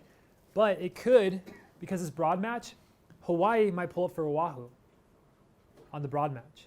And so I might get people who type in Laie instead of Hawaii, and that might come up here. Even though Laie is not Hawaii, but it's in there and semantically kind of the same area. And so it might pull in those on the broad match. That might be a way to find other keywords that you're not sure of. Now, if you're limited by budget, which you are, I wouldn't do that. Yeah. This is probably already covered, but Speak up, speak up. this is probably already covered, but when you're talking about location, Yeah. does this exclude everyone who's not searching in Hawaii, or people It who excludes are everyone in Hawaii. excludes everyone in Hawaii? Yeah. Okay. So it has to be someone in the mainland or some other country or somewhere in the United States. Yeah. Okay, and then just adding on to that, do you have to add like a near me or anything like that, or will Google automatically do that if you're trying to include a certain area? Okay, so this is a great question. Do I need to have near me on there? It's a great question. So near me is like, you know, Jeep rental near me. Well, near me wouldn't be good because you're not in Hawaii anyway. Yeah. But by the way, so in other searches though, the fact that this is BMM includes that because it'll find other things that have these words in it, but not necessarily just that. So it could find the near me's on here. You don't want it in this case because you don't want people in Hawaii searching for that. Yeah, go ahead. Would you go as far as to just say like car rental, or not? Are you going really specific on that? If you're gonna do car rental, you need another ad set. Okay, so if it's just Jeep, you couldn't put, because you don't want, if they search car rental, you don't want your Jeep one coming up. Let me talk about this for a second. I'll get to your question. Yeah, this is a very good point, and I think it's been talked about a couple of times. What is an ad set essentially? What defines an ad set? What is one of the things that defines an ad set? Audience, what else? Offer, okay, keep going. You're creative. Okay? So if my creative on here says Yaris car rental, are people going to click on that? If I have a Jeep, if I have these keywords and I say Yaris car rental, are people going to click it? No. So what happens to my click-through rate? Goes down. So what happens to my quality score? What happens to my price per click? Goes up. If your quality score is low, then your price per click goes up. And if your price per click goes up, what happens to my cost per acquisition? Guys, the first day of class, you guys were so lost on these things. So proud of you guys. Coming so far in that little time. So what we want to do is if we're going to target all these other things, we need very specific ad groups. You need very niche ad groups the whole way through. So I would do an ad group for Jeep Wrangler rental that has the words Jeep Wrangler in it. And I would have another ad group where I would negate the word Wrangler and target Jeep rentals. Because this is even more specific. Okay? I love that. Okay? Because this is probably where I'm going to spend a lot of my budget if I have a limited budget. And then on the Jeep rentals, I might not spend as much budget. So I might have that in a totally separate ad group. Here, Will, did you have a... Oh, let's go here first and then we'll go to Will. Go ahead. I was wondering why we didn't have a separate ad group for Oahu, one for Hawaii, and one for... Because it seems like we'd want to separate those so you could kind of test them against each other. Yeah, possibly. Totally could. You absolutely could. Okay. Yeah. So typically, would you do that, or would you? Is it fine in this case?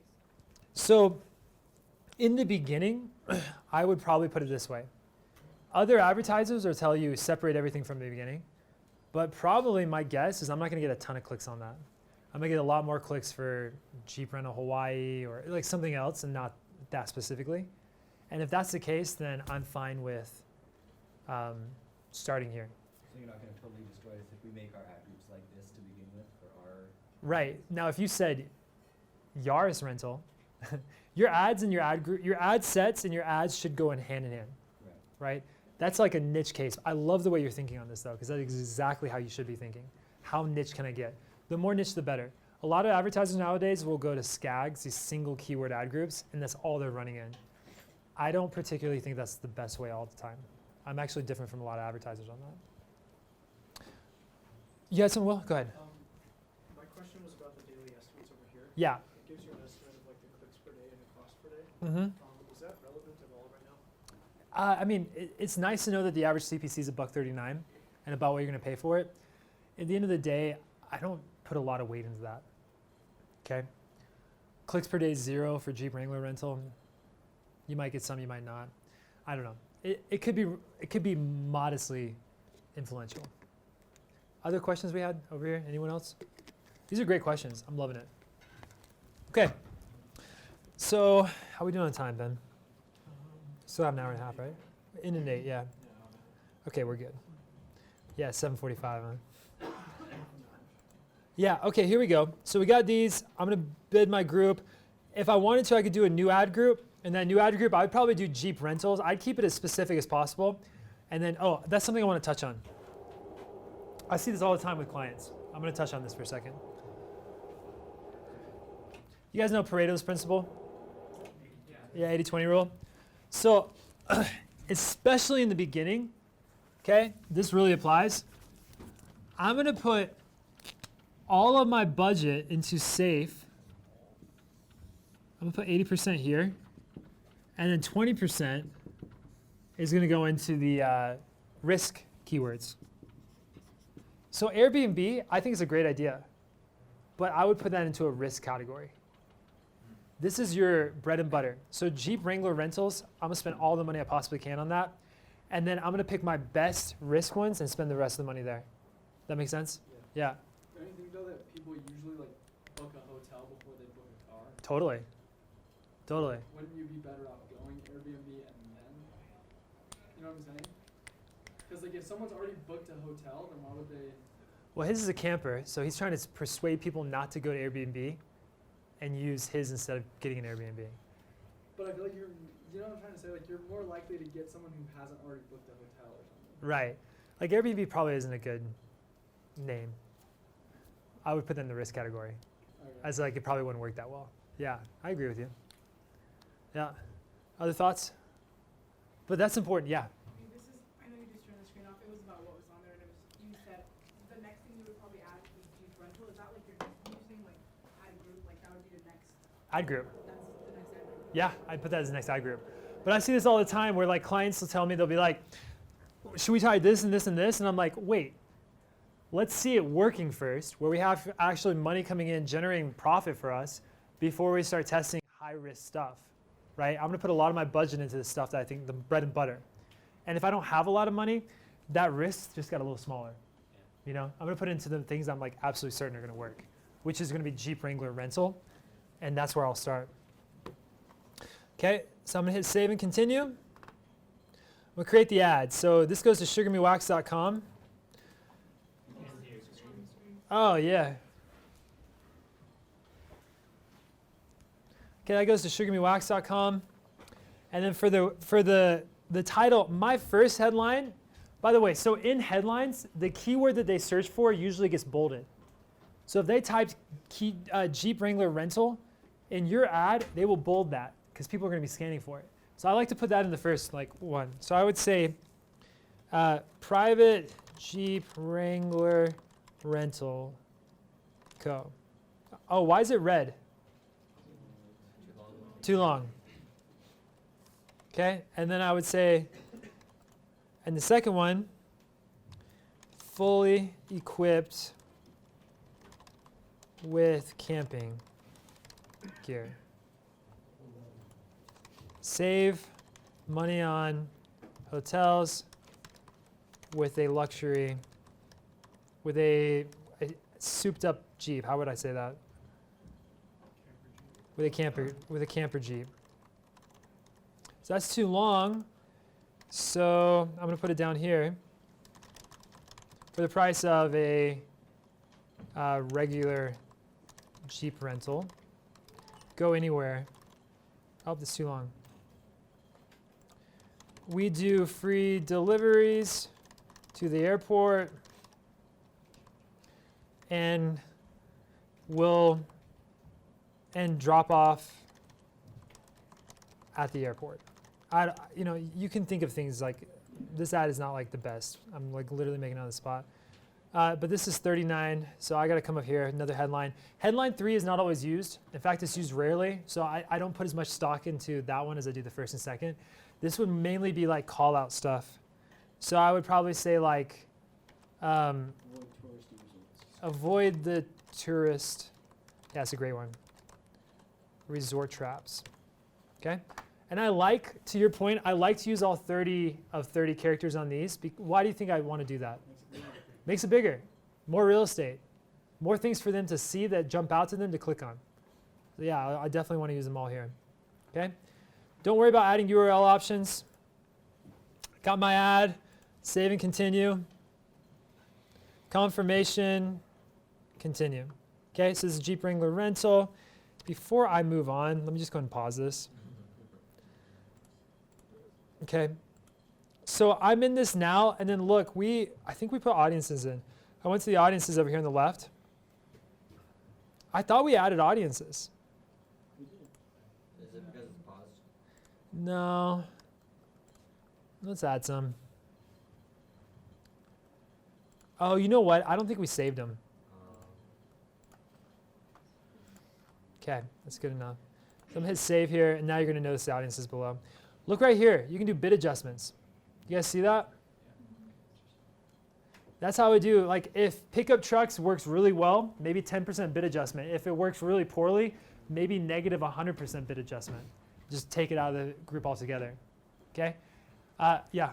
On the actual ad, how often do you use like the dynamic ad where you just put in a bunch? Right. So he's asking about these. If I go to my ad here, right now I have one ad, which is a pretty good ad. There's a couple different types. You can do a text ad. This used to say expanded text ad and text ad. Now they just got rid of text ads. And then they have responsive search ads. This is in beta. I think everyone has this now. Are you seeing this on yours? Yeah. Okay, I've seen this for a long time. So let's look at a responsive search ad, what this looks like. So notice right here, where's my pointer? So notice right here, we have like 5 different headlines and 5 different, or we could do even more, and then a couple of descriptions. You can add even more. So you could theoretically put 10 descriptions, 10 headlines, and it's going to try all of them and then combinations of all of those to see what works best. And one thing I like to do is, because remember we talked about Jeep Wrangler rentals, Slade, being like the top? Yes. Okay. So what I'll do is like I'll put that at the top, and then see this pin here? You can pin it to the first position or the second or the third. So I'll pin that to the top, and that'll say Jeep Wrangler Rentals, 50% off. And then all the other stuff will go below it, so I don't have the same headline hitting 5 times, right? I don't want to say Jeep Wrangler Rentals, et cetera, et cetera. I want them to all be very different, okay? And so that way I'll pin that to the top, and it'll just change the second one. Or pin the second one, save 50%, and then you have different Jeep Wrangler types. Do it both ways. Same thing with the ad descriptions for the 90-character one. One thing that's important here, and take note of this, just like the ad extensions, Google wants to see 3 ads per ad set. Okay, 3 ads per ad set. One of the things I like to do to pull those up, okay, so I'm leaving this page. You can pause these. So you can highlight these. If I hit Command or Control C, it'll copy it, and then Control V, I can paste it to a new ad set. So I don't have to go back and redo it all again. It's just copy paste. Take note of that because that's like saves you a ton of time. Yeah. Go ahead. Just making sure I understand this intuitively. On Facebook ads, you're able to see like pretty much exactly your CPA. Yeah. Because the pixels and it's tracking it as a purchase. Is that the same case here, or is it by clicks? You can definitely see CPA. Yeah. How we doing on time? Ben, how we doing on time? Okay. Good. I want to go over one more thing before then. Brandon, right? Yes. Yeah, getting names down. All right. Let me come back to your question. Okay. I want to go over that a little bit more details. So over here, look at this. We have demographics. You have age, gender, household income, and more. So I can look at gender. So do you think more males or females are going to rent these? I've had both, to be honest. I don't know, right? You could do an observation mode so you can test all 3 as it is now. And then over the course of the next 3 months, you can see who rents more of it, and then you can bid higher or lower on those. For waxing salons, do you think I should bid higher or lower on men? Lower, right? Bid lower on guys. Yes? Do those demographics, are they defaulted to observation? Like, do you guys see that, or do you have to add in those audiences to be able to see demographics? Great question. For age, gender, and parental status is the other one. Household income's up there. That used to not be up there. Parental status, all of these under the demographics, yes, they're already there. All of these under audiences are not already there. Okay, they already have these. It used to be that you had to add these into the location targeting, and now they moved it to here. So much easier. It's lovely to see that. And you might bid higher on a top 10. Now, when you get into target CPAs, the AI stuff, do you think you need all these targetings? What do you guys think? Do you guys think you need as many? Why? it thinks of those things. It already thinks of those things. So just like in Facebook, when we have a lookalike audience, we kind of back off and let it do its thing. We do the exact same thing with Google. Okay, we back off and let it do its thing. We don't need to add so many metrics to it. All righty, folks. One last thing before we take a break. I'm going to answer Brandon's question. So how do we look at conversion tracking on here? It used to be that you put a pixel on, but now everything's done through Google Analytics. So you add your Google Analytics to the site, you create goals in Google Analytics, and then we're going to import these in. So I'll show you that right now. So if I go up here to measurement, here's conversions, okay? I have to link this to Google Analytics, but you can just do a Google search for how to do that. These are all of my conversions that I'm doing right now. And let's say I wanted to add a new one. Sorry, so did you guys see me? I clicked on this plus button. So add a new one. It says website, app, phone calls, or import. I'm going to import from Google Analytics. Now it's going to show me a list of all of my goals for Google Analytics that I've already created. So I would create a goal in Google Analytics that says, hit the thank you page, make a reservation. And if it does that, then I know it's a conversion. I'd find it on here. I'd hit this, and I'd hit import and continue, and I'd throw that goal into that list. Okay? And that's how that gets here. You guys good with that? You guys okay? Questions? So that's how you see all of your conversion data. Then I'm going to press GC to go back, and then we're back to where we were. Did that answer your question, Brandon? Yeah. Okay, any other questions on Google before we move on? Okay, awesome. I am hoping that by next week, you guys have had tons of time to find a client. I hope that you have your own Google stuff going, you have your Facebook stuff going, that we're actually testing things, because that's how you learn. You're asking me questions on Marco Polo. One more thing I want you guys to do. I would like for your group to make a Marco Polo and to include me in it. Any dialogue that you're doing for your group shouldn't include me, because I don't want to hear like stuff between you. I don't care. Like I have 1,000 people Marco Polo me all the time. But if you guys want to ask a question, let the whole group hear it so everyone can learn. I'd like for you guys to create a group with me in it so that you guys can ask me questions readily available for that, okay? At this time, we're going to end, so at 45 after, so in like 4 minutes, we're going to take a quick break. And then Ben is going to teach us all about dropshipping today. Thank you, guys. Yeah. Put on a song while we take a break. Man, I'm gonna have to like buy a course that you make about dropshipping, about Google Ads, because I just suck at them. Buy a course that I make? Yeah, you gotta make a course on Google Ads. I should make a course. I'll get it for free. I'll Marco Polo you if you'd rather talk about it later. Yeah. I need VA help. You need VA? Yes. Do you have my Skype?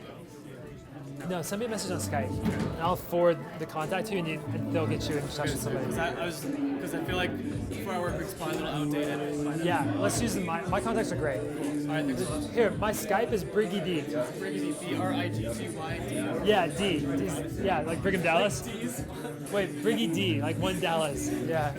You said like D, like D. He's doing a water bar. Oh, I gotta watch my mouth. Is it working? Let's ask him. Hey, but put this on. Put it about like right here.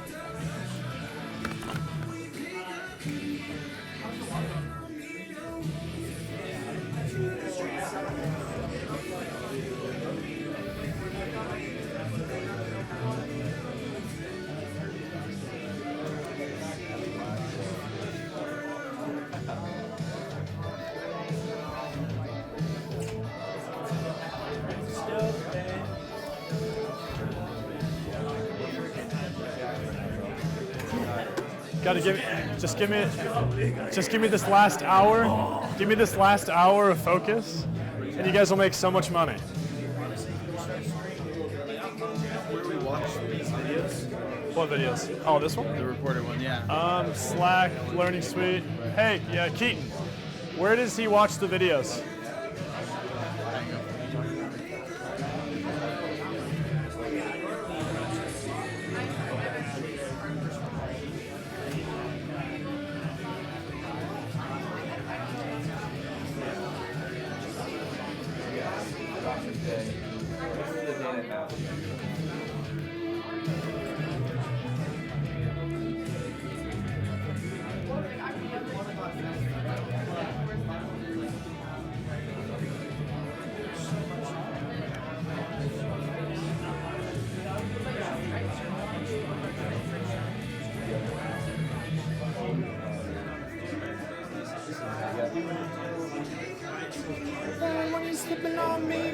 woke up standing in the middle of the street somehow.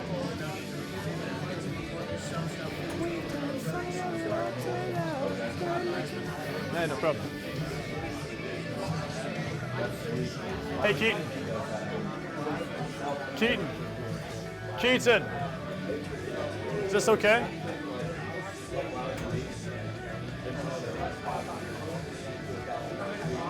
Yo, yo, yo. Test 1, test 2, test 1, test 1. I am talking about drop shipping today in class. Okay, cool. Cool. We should just start running like commercials in between. I'm actually setting it up right now. No way. Are you getting any ad revenue or just commercials for fun? No, so I just barely figured out, like, so if I use, Also, what software are you using to stream it? this is OBS. Oh yeah, I love It's OBS. free, yeah. I love OBS. So,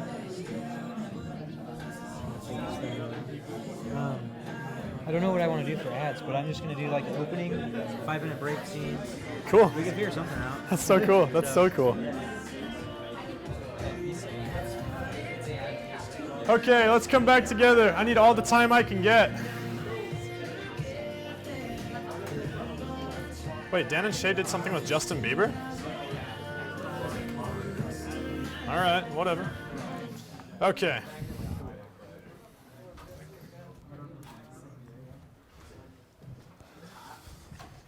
Nice. Okay.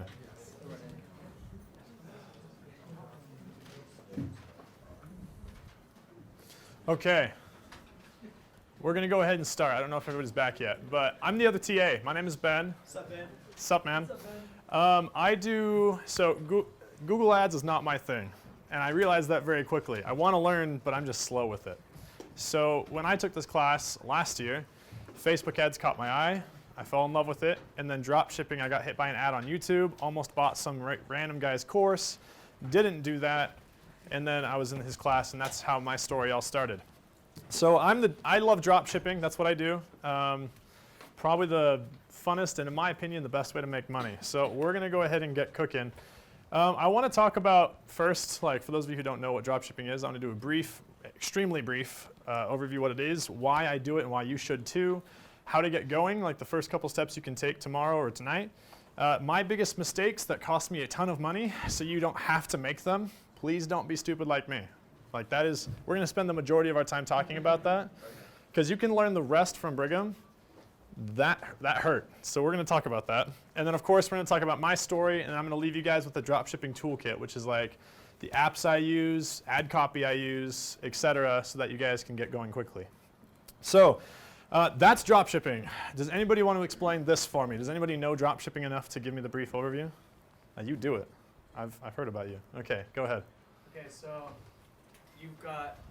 you're the person in the middle. You make a little website.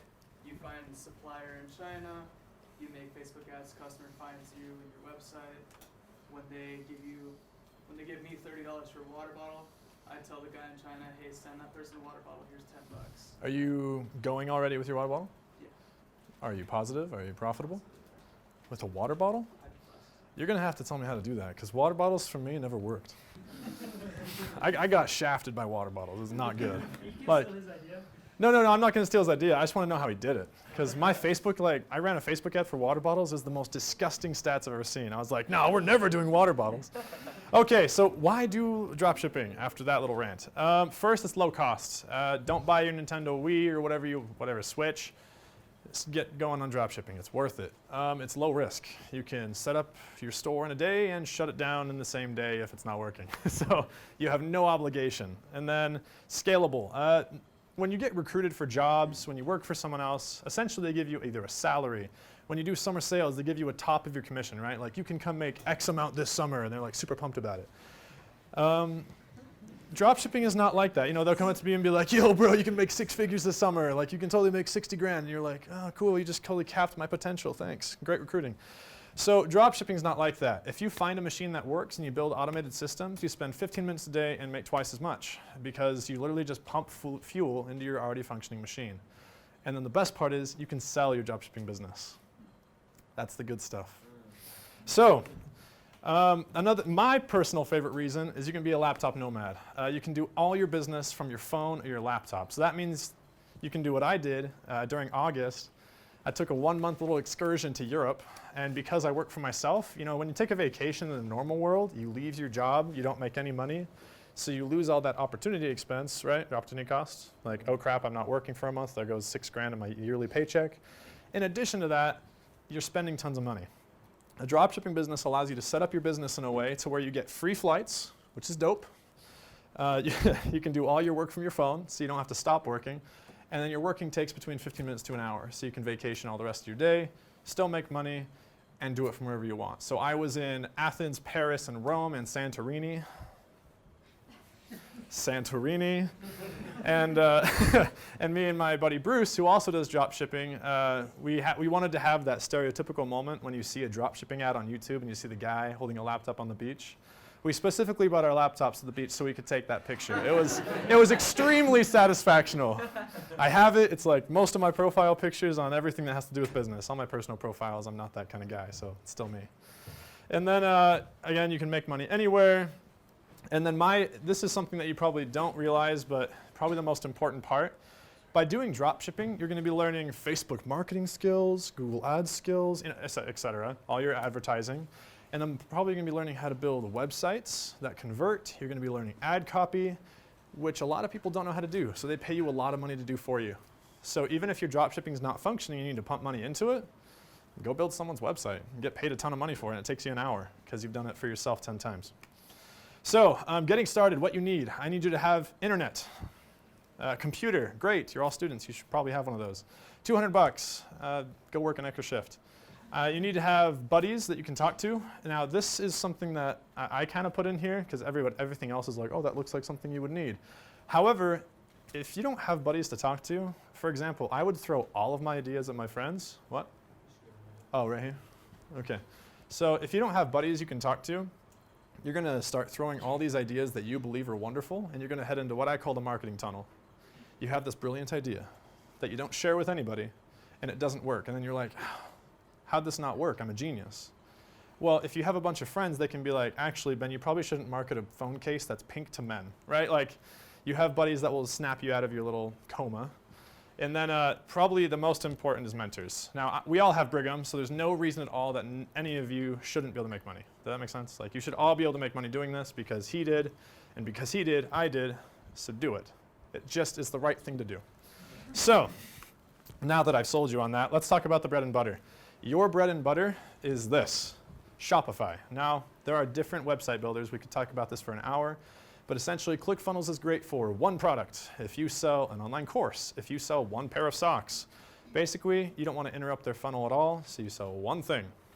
Otherwise, I would use Shopify or Squarespace. However, Shopify has apps. Because we're drop shipping, we don't want to work. That's like half the reason we do this, right? You spend 10 minutes and make more money than your dad. So like, in order to keep that time low and money earning high, apps. Have someone else do it for you. And then payment processors, Shopify has one built in. PayPal is a jerk, but you're going to be using it anyway, so be very careful with PayPal. And then customer service, this is not your own, this is Shopify's customer service. I didn't know this up until about a couple months ago, but Shopify's customer service is bomb. They answered my questions, they fixed my website, and then they gave me a business analyst guy that was on the phone with me for like an hour and a half, and he's like, your website sucks this way, and this way, and you can improve it this way, this way, this way. And I didn't have to pay a penny for it. And they were all wonderful changes that I couldn't see, because again, marketing funnel. And then the next two, Facebook, Instagram ads, that's where you're going to be getting all your purchasing, like, what's your name, sir? David. What David was talking about, that's how you get people to your store. Unless you use Google Ads, that's for, I suck at that, so talk to Brigham. But Facebook and Instagram is my bread and butter.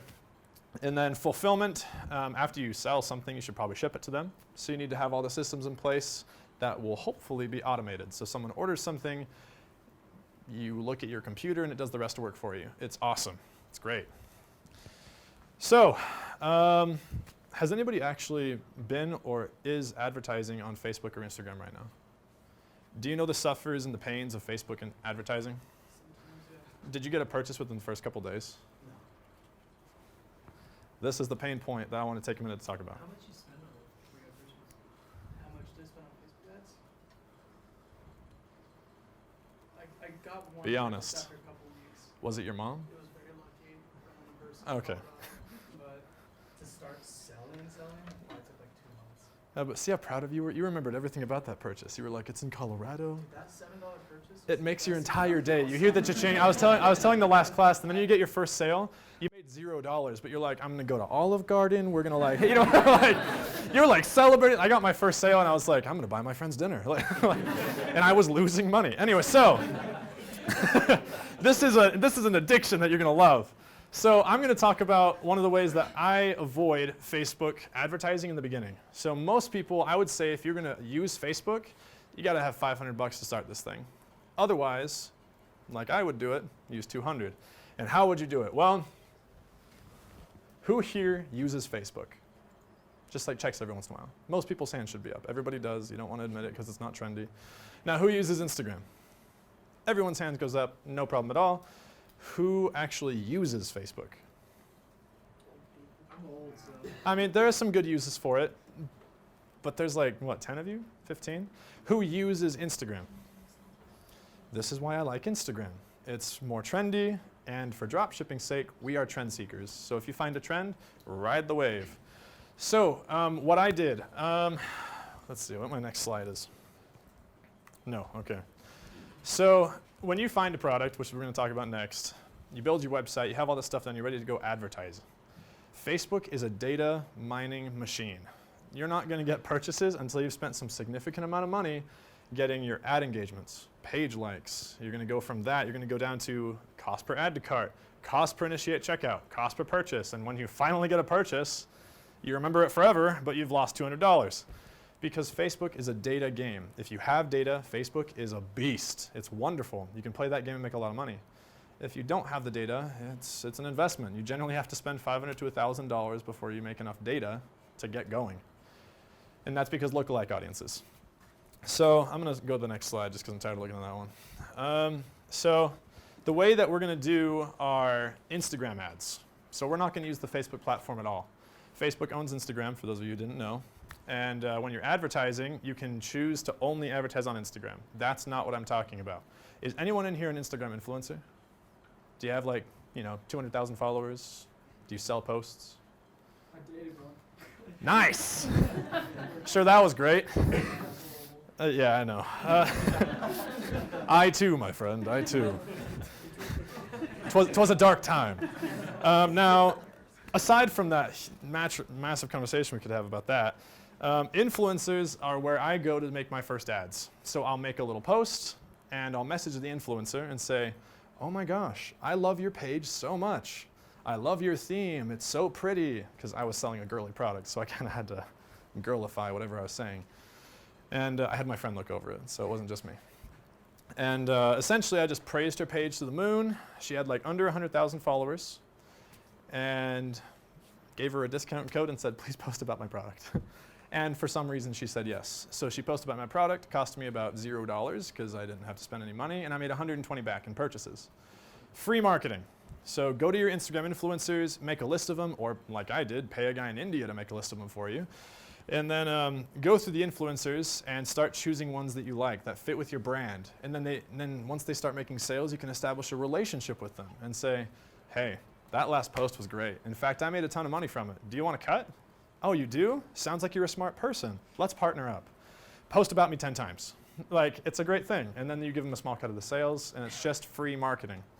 Now, you're going to do that up until you have about 100 add to carts, initiate checkouts, or purchases. So the reason why 100 is the magic number is that's when you can start creating lookalike audience. Does anybody want to explain a lookalike audience to me? How much time do I have? I got 30 minutes? Okay, go ahead. So it's an audience that's similar to the people that are converting on your Yeah, website? exactly. So I like how you said converting. This is not just purchases. What's your name? Colin. If you were to like my Facebook page, and there were 100 Collins like you that like my Facebook page, I could create an audience on Facebook to target people like Colin that liked my Facebook page and say, please make them buy. It's much more powerful than saying random girls in India that like phone cases. It's much better because you've already expressed interest in my page.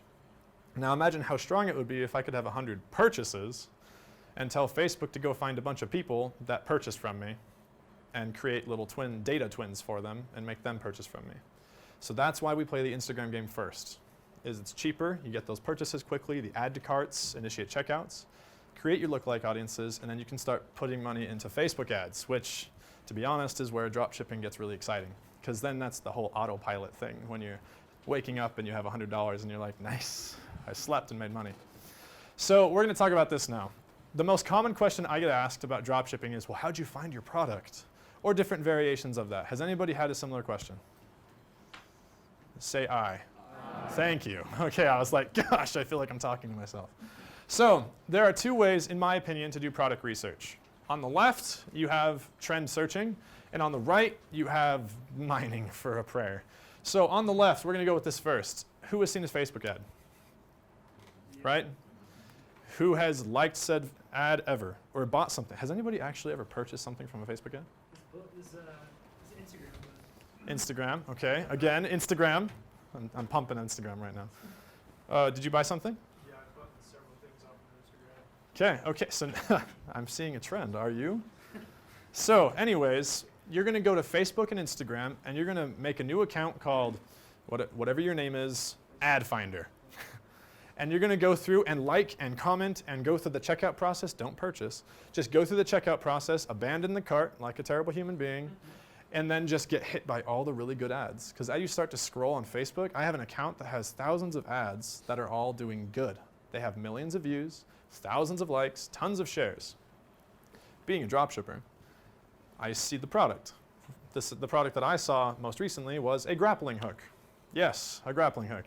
So I saw this image on Facebook. It was doing extremely well, had over 10 million views. It had been live for a week. So in a week, this person had managed to get 10 million views, thousands of likes and engagements, tons of shares, and I was just super intrigued. So I went and found their website, which was selling it for $75, and I found it sourced on AliExpress for $6. This guy was slaying it.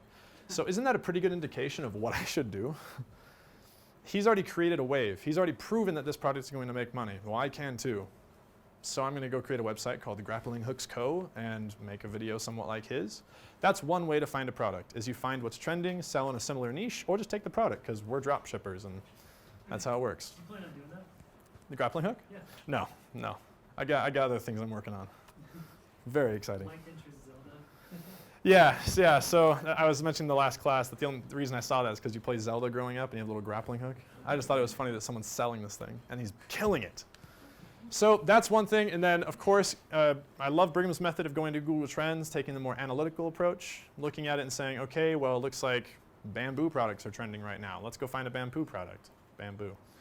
And then seasonal, Christmas and Black Friday are just around the corner. There is no better time to get into e-commerce than right now.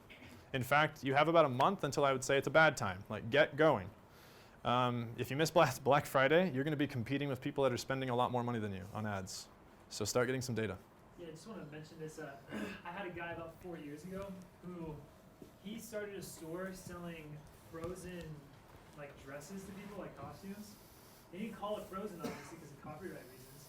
He slayed it because all these girls for Halloween wanted a frozen Elsa dress. Yep. And he just did like incredibly well. He'd get it all from China, bring it over here, and he'd sell it every year. And the best part is when you get that seasonal data, remember Facebook's a data machine. So he's just gotten thousands of purchases, probably at a decent cost per purchase because it's seasonal. And then for the rest of the year, he can just insert a different costume like, oh, Mother's Day is coming around. Be the cutest, dress up dress up for your mother. Use a cute little 4-year-old dress. And you can take that same data and kill it on Mother's Day. That's how Facebook works. It's an investment. So seasonal is a great way, and you're coming up on the season. Q4, people are throwing money out of their wallets, trying to buy things for their kids. Join in. And then YouTube content. If you find a product and there's a YouTube video about someone grappling their friend with a grappling hook, that is a scroll stopper. And you didn't even have to buy the product to make it. So email them and say, hey, I want the first 5 seconds of your video. And they say yes, because they're like, oh my gosh, I feel so famous. So boom, you have content, you have a product, and you're coming up on Black Friday. Try it. So the other method, the method that I used, that took a lot longer and probably isn't that good, but it finds a different type of product. These products haven't been found yet. These are more like the non-trending products that are decently popular. So first, is it on Amazon? This is a good thing. You want your product to be on Amazon because If customer service goes wrong and someone wants to sue you because your product didn't come in the mail after 5 days like they expected, send them the product off of Amazon and say, I'll send you one in 2 days. It's a great strategy. Is it in Walmart? This is a bad thing. If your product is in Walmart, trash it, don't waste money. I did that, don't do it. Can it be sold at impulse price and still be profitable? You don't want to sell a camera for $1. It's a bad idea. Use the James Bond formula and find out if you can sell it at impulse price point, which is from $0 to $200 in my opinion. Brigham, do you have any opinion on that? Impulse price point? Usually 50 to 150 is a good spot. Yeah. So if you can sell it within that range and still be profitable, that's a great little analytical formula you can run. And then, is it viral? It's a freaking grappling hook. Are you kidding me? Like, that's kind of a cool thing. Like, even if you're not interested in them at all, if the first 4 seconds of a video is someone literally getting grappled off the edge of a cliff, you're gonna watch it. Would you watch a video about it? Well, I just explained that. So on AliExpress, that's where we're sourcing our products from. Does it have over 1,000 orders? If not, walk away. If it's over 4.5 stars reviews, that's great. If not, walk away. The reason is, if you ever start doing well and it's not over 1,000 orders, you're risking a supplier that doesn't have much experience. If it's under 4.5 stars, let's do it from an analytical point here. Let's say a supplier has 1,000 orders and he has a 4.5 star review. What does that say about how many orders is that 0.5 stars? So he has 1,000 reviews, 4.5 stars. You can safely assume that 50 of those 1,000 orders went wrong. 1 star, 2 star, 3 star, somewhere down there. I, as a drop shipper, do I want anything to ever come to me as a return? Because I don't ever want to see my product? That would suck, because I don't have a warehouse. I just stuck with this phone case. And then the second thing is you have to refund them, and then you lose your marketing cost. Like, returns are the worst. They're just so bad. So if you have under this, that means people probably returned it to AliExpress. They have a warehouse. We don't. So choose over 4.5 stars. I cannot stress this enough.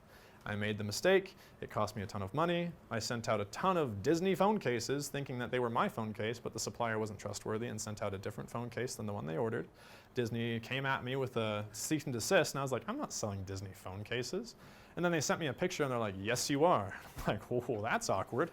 I promise I'm not. Like, I showed them my website, and I almost had to cease and desist, but luckily I was able to contact my supplier and say, you're terrible, and I switched suppliers.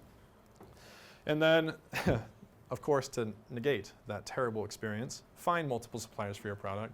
If one sucks, switch. Super easy. And then, do you have enough money to test it? If your selling price is $5, three times that, 15, that's how much you should spend before you change anything.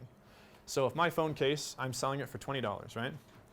That means I have to spend, under my principle here, $60 to test it out successfully under one ad set. So on Facebook, I spend $60 before I say, oh, that sucked. Because if you're selling something for $1,000 and you spend $5 and then you decide that it's a bad idea, to me that sounds like a very unintelligent decision because you haven't been able to actually test anything. Is the testing first with Instagram influencers before spending money? Yeah, absolutely. And so when you said like $60, is that post like influencer stage? Yeah, let's say, well, I mean, you could even do it during influencer stage. Go find, so my thing, same question from last class. Someone was like, well, what if you don't know anything about your product? Okay, we'll go on Instagram influencers. You're selling, let's take the grappling hook. So you find an outdoor theme page. You guys know what those things are, like #outdoors, and they have this 300,000 follower page where they just repost people's videos of the outside world. You just pay them $20 and they post your grappling hook video and give them a link. And you get all that data. Your Facebook pixel is already set up on your store. You get a purchase, boom, you know everything about the person, get an add to cart, that's how you're mining data. So just start off with a theme page. Those are such good pages to get purchases on because they're not usually advertised to, as long as you choose the right ones. Does that make sense? Does that help in your product selection? Some criteria. I'm going to be posting these slides to your guys' class Slack, so you can refer to this if you need to. Okay, so I know I've been preaching that you probably shouldn't order your product one time. One single time to make sure your supplier doesn't scam. Check the packaging, really important. If you're like selling something that's glass, you're probably going to want to test it out.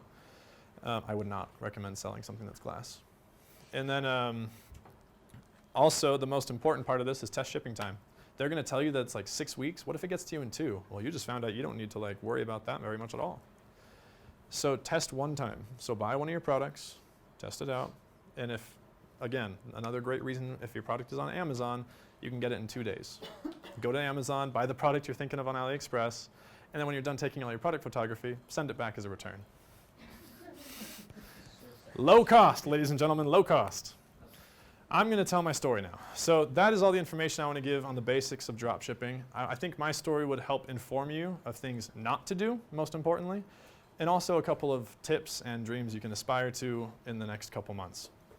So also, I'm going to be showing you the product that I'm actually still working with. I would ask that you please don't copy it. I'm still building websites and running ads for it. Doing this in confidence. I'll probably find out. I'll be sad. Because I researched this industry a lot. Okay, so I'm selling a phone case in the most competitive industry in the universe, right? Why does this ad suck? Can someone please just analyze this for me and tell me why this is bad? It's just not any better than any other phone case ad. It's not any better than any other phone case ad. Okay. You can literally see the person's hand. Yep, I can see someone's hand. Perfect. You had something? Yeah, just is super bland, like it wouldn't attract me. Right, you'd scroll right past this. What else? There's so much more here that sucks. It looks kind of scammy.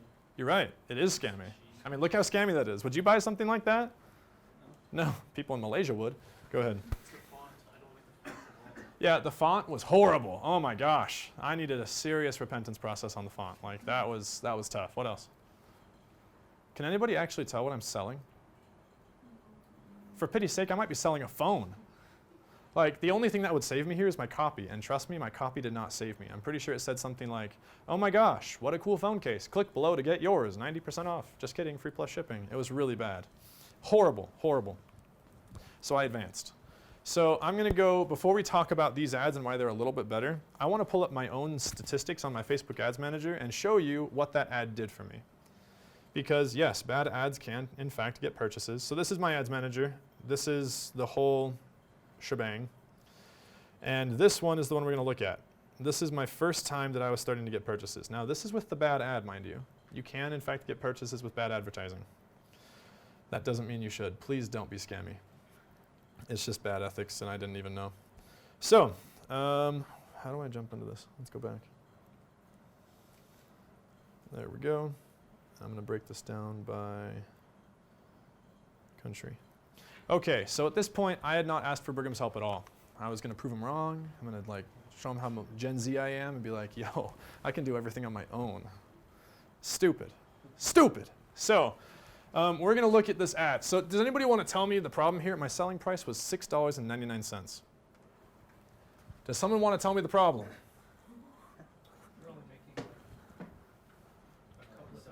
Yeah, before product cost.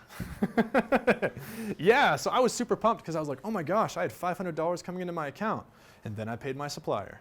And I was like, oh crap, I'm losing money. But again, I'm mining really valuable data here. So it's not a complete loss. This is the game. So at this point, I lost about $100. I spent $600, lost $100 because I got $500 back. So I came and talked to Brigham, and I said, Brigham, this is kind of sucky. I thought dropshipping was like the way, the truth, and the light. I'm losing money. And he said, we'll break down the data, and this is what we did. So first, we went by country, and we were trying to find the countries that had good statistics. So as you can see, there are some countries that had super good-looking cost per purchases. France, look at that. That made me $4 for those two sales. These two, Hong Kong, Hungary, Israel, all these have decent ones. And look at that, Lithuania for $1.61. Bless their hearts. That was such good money for me. And then, but look at the important statistics on these two. So I'm talking about this one and this one. I'm a new business. What do I really want? Tons of data, which means tons of purchases. What audiences here had the most of what I was looking for? Even though the purchase statistics wasn't good, but what was I looking for? 16, 8. What countries? Perfect. So I guess Singapore and Malaysians really loved my spammy phone case ad. Strange, but I might have better statistics purchase-wise, but again, I only have 3. I need hundreds before I can make my lookalike audience. So I needed mass. And again, this is a data investment game. So I went with those two, and then we did one more breakdown. We wanted to know what part of Facebook people were liking this the most on. So was it Facebook? Was it Instagram? Was it a story ad? Where was the placement? So we went in here. We went to the placement. Can someone tell me which one I probably chose? Remember, what I'm going for here is mass. I want quantity. Instagram, okay. What part of Instagram? Why? Because look at that. So with 43 purchases at $5.57, that's not terrible. But I wasn't making money yet, but I had a ton of them. So we chose that we would do a Singapore, Malaysia ad on Instagram stories. And that's how this advertisement came to be. How much time do I have? Crap. Okay, so now the text is bad on this. I just downloaded them. They're super old. That's not how it looked. This is how it looked. Obviously, this case. That's not how it was when I launched it. So this is what I ran on Facebook, and this is what I ran on Instagram stories. This ad killed it. Absolutely slayed it. And that's where my business started moving. So now we're going to go into my Shopify, because I want you guys to see what that looks like. March is when things started moving for me. So the month of March, I started to be profitable. In the month of March, let's go into my Facebook Ads Manager, and let's just do March. So I spent $537 on advertising, and I made back $1,749. 3x.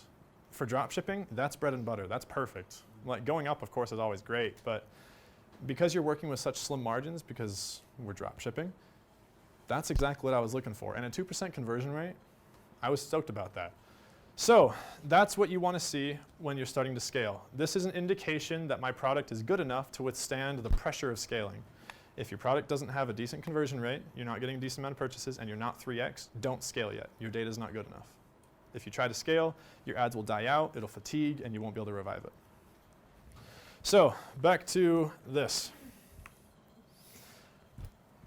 I made all the mistakes now. So my entire journey lasted from about January of 2019 to April of 2019.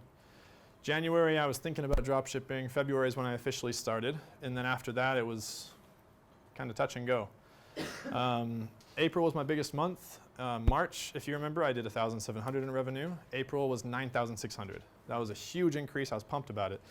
The right thing to do when you're drop shipping is to start outsourcing and actually doing business. But what did I do? I woke up and laughed because I made money while I slept and thought it was really cool, and didn't do any of that. So we're going to talk about the things I didn't do and the impact I had on my business. First and foremost, customer service. This right here was the reason that my business died. Alone. That alone. I outsourced customer service to the wrong person. They ended up not doing it, actually, even though I was paying them. And then because they didn't do it, whenever you purchase something from Facebook, Facebook will give you a survey saying, how was that purchase experience? Rate it 1 through 5. If you drop below 2.1, they shut you down instantly. You can't advertise on Facebook or Instagram, period.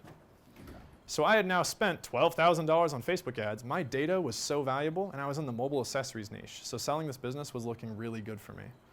You can sell that data without even selling the business. You can just hand someone your Facebook pixel and make some good money. I wasn't able to because they shut me down. And I didn't know about this until it happened. One day I woke up, checked my Facebook ads, and there was a big notification. You are closed. Oh, crap. I didn't even know how. So, you know how I talked about mentors in the beginning? Don't ask me about customer service. Ask Brigham. He will help you. I should have asked him. I was prideful. I did not. And I lost all 6 of the buyers that were interested in my business overnight. How much would you have made on your business if you sold it? Generally, dropshipping businesses that are not private labeled, because mine was not private labeled yet, sell for about 7x of their monthly revenue. So I was making about $8,000 a month at that point, so I probably would have made about $56,000. Please do not make that mistake. It sucked. Okay. It sucked so bad. I was so pumped about like $100 a day. I was like, man, big money. Imagine what that would have looked like. I just have a question. What kind of person is looking to buy a dropship? Yeah, so just like we build systems to make fulfillment automatic, you know, like we're learning all of this, there are people that are masters of it. They have businesses that are literally built to buy dropshipping businesses, private label them, and turn them into a brand. Now that's what my next part of the conversation is about. We don't want to do that. We want to sell it when we've already branded it, because then it's worth a lot more.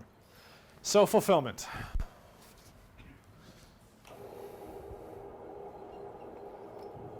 Okay, this is a really badly driven graph, but I'm going to talk about why this was so important to me. Dropshipping is the first part of any business, in my opinion. Any online business, you're going to need to test things out, figure things out, and dropshipping is perfect for that. It's low risk, low cost, and you can farm that data. The minute you have 50 orders a day, probably even down to 30 if you have larger price products, but for me, my product was $6. So for me, it was 50 a day. I'd say if you were selling anything above $20, do 30 to 40. The minute you hit that number, private label. Talk to your supplier, find a private supplier that will lower your shipping time from 3 weeks to 3 days. Find a guy to put your logo on the phone case. Find a guy to, get that all done so that your little phone case brand becomes a phone case brand. Because at that point, you have authority in the space and your business, it's worth a lot more. Now, my business, another reason it died is I waited all the way until here to try private labeling. I was prideful. I was like, I'm just making enough money as it is. I'll sell it as a dropshipping business. Mistakes. Don't do that. Because again, it was too late. Customer service started to fail. People were getting mad because it was taking 3 weeks to get their phone case, and they'd already bought one from the store by that time. They were like, I'm going to send it back. I was like, no, you can keep it. So that's not good business. When you have the money and you have the capital, build your business. So that was a huge problem. Does anybody have a question what private labeling actually is? So would you still be drop shipping it, or would you private label it and then ship it? Good question. So that's a choice that you can make. If you want to have your own brand and ship 1,000 phone cases to your door and package them yourself and get some friends to help you out, you can do that. Now I'm drop shipping, so that means my market is around the entire world, and I don't really want to ship to Malaysia because that's expensive for me. So I found a third-party guy in the UK, and I put up a post in a Facebook group, and I said, hey, I'm looking for a supplier, make me a bid. I got flooded with DMs, like holy cow, it was insane. So I put them all into a group message and said, please fight over who has the best deal. And then whoever won, I selected him, and that's who I was going to use.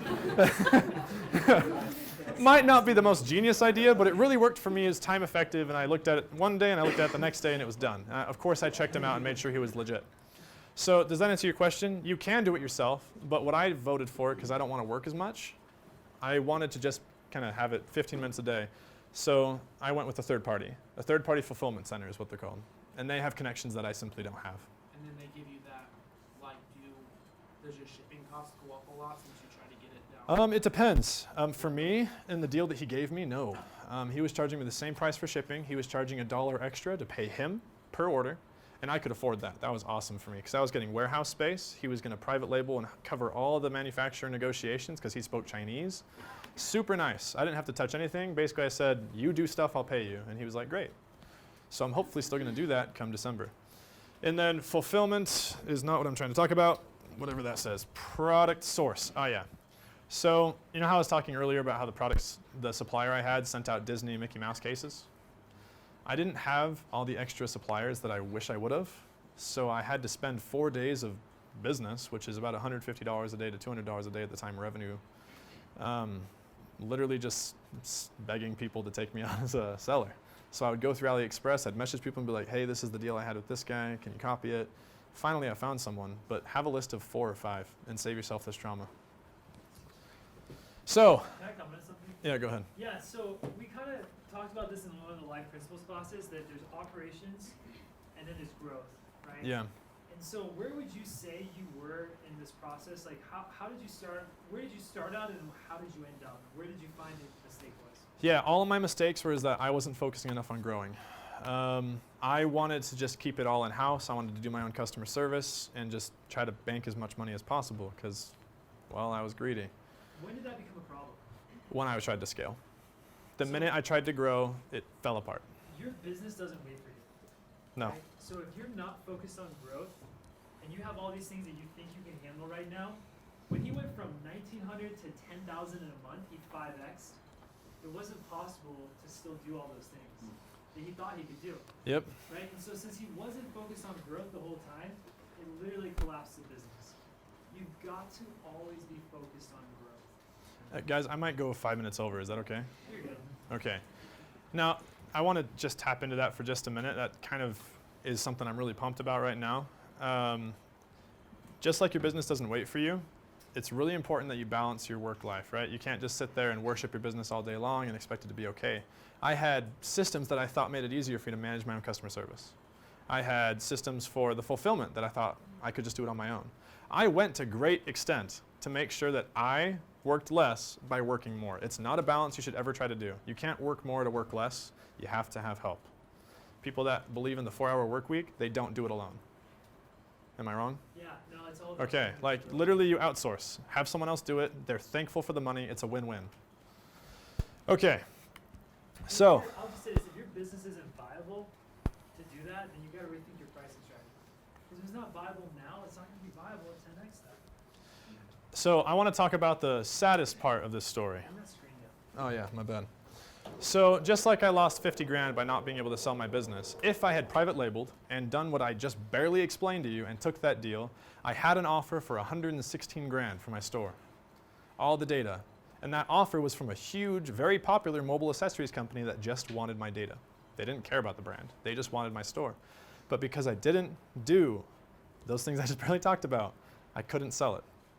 So here I am out of $116,000 because I was prideful and I want to do it myself. So listen to Brigham and don't lose that 100 grand, please. Like, please make more money than me. Like, I beg of you, save yourself the pain.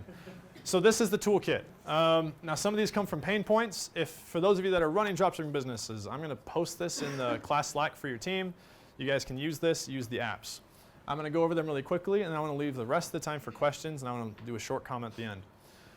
Oberlo and de-esters, this is your automated fulfillment. You can set up the systems, you click one button, it does all the work for you. Zipify one-click upsell, you're going to have to pay for this, but it's going to triple your revenue. After they purchase your product, so they would buy my phone case for $6.99, and then I would throw them like 5 million upsells because I've got their credit card information now. So they just have to click one little button and they're purchasing from me again. They don't have to put it in again.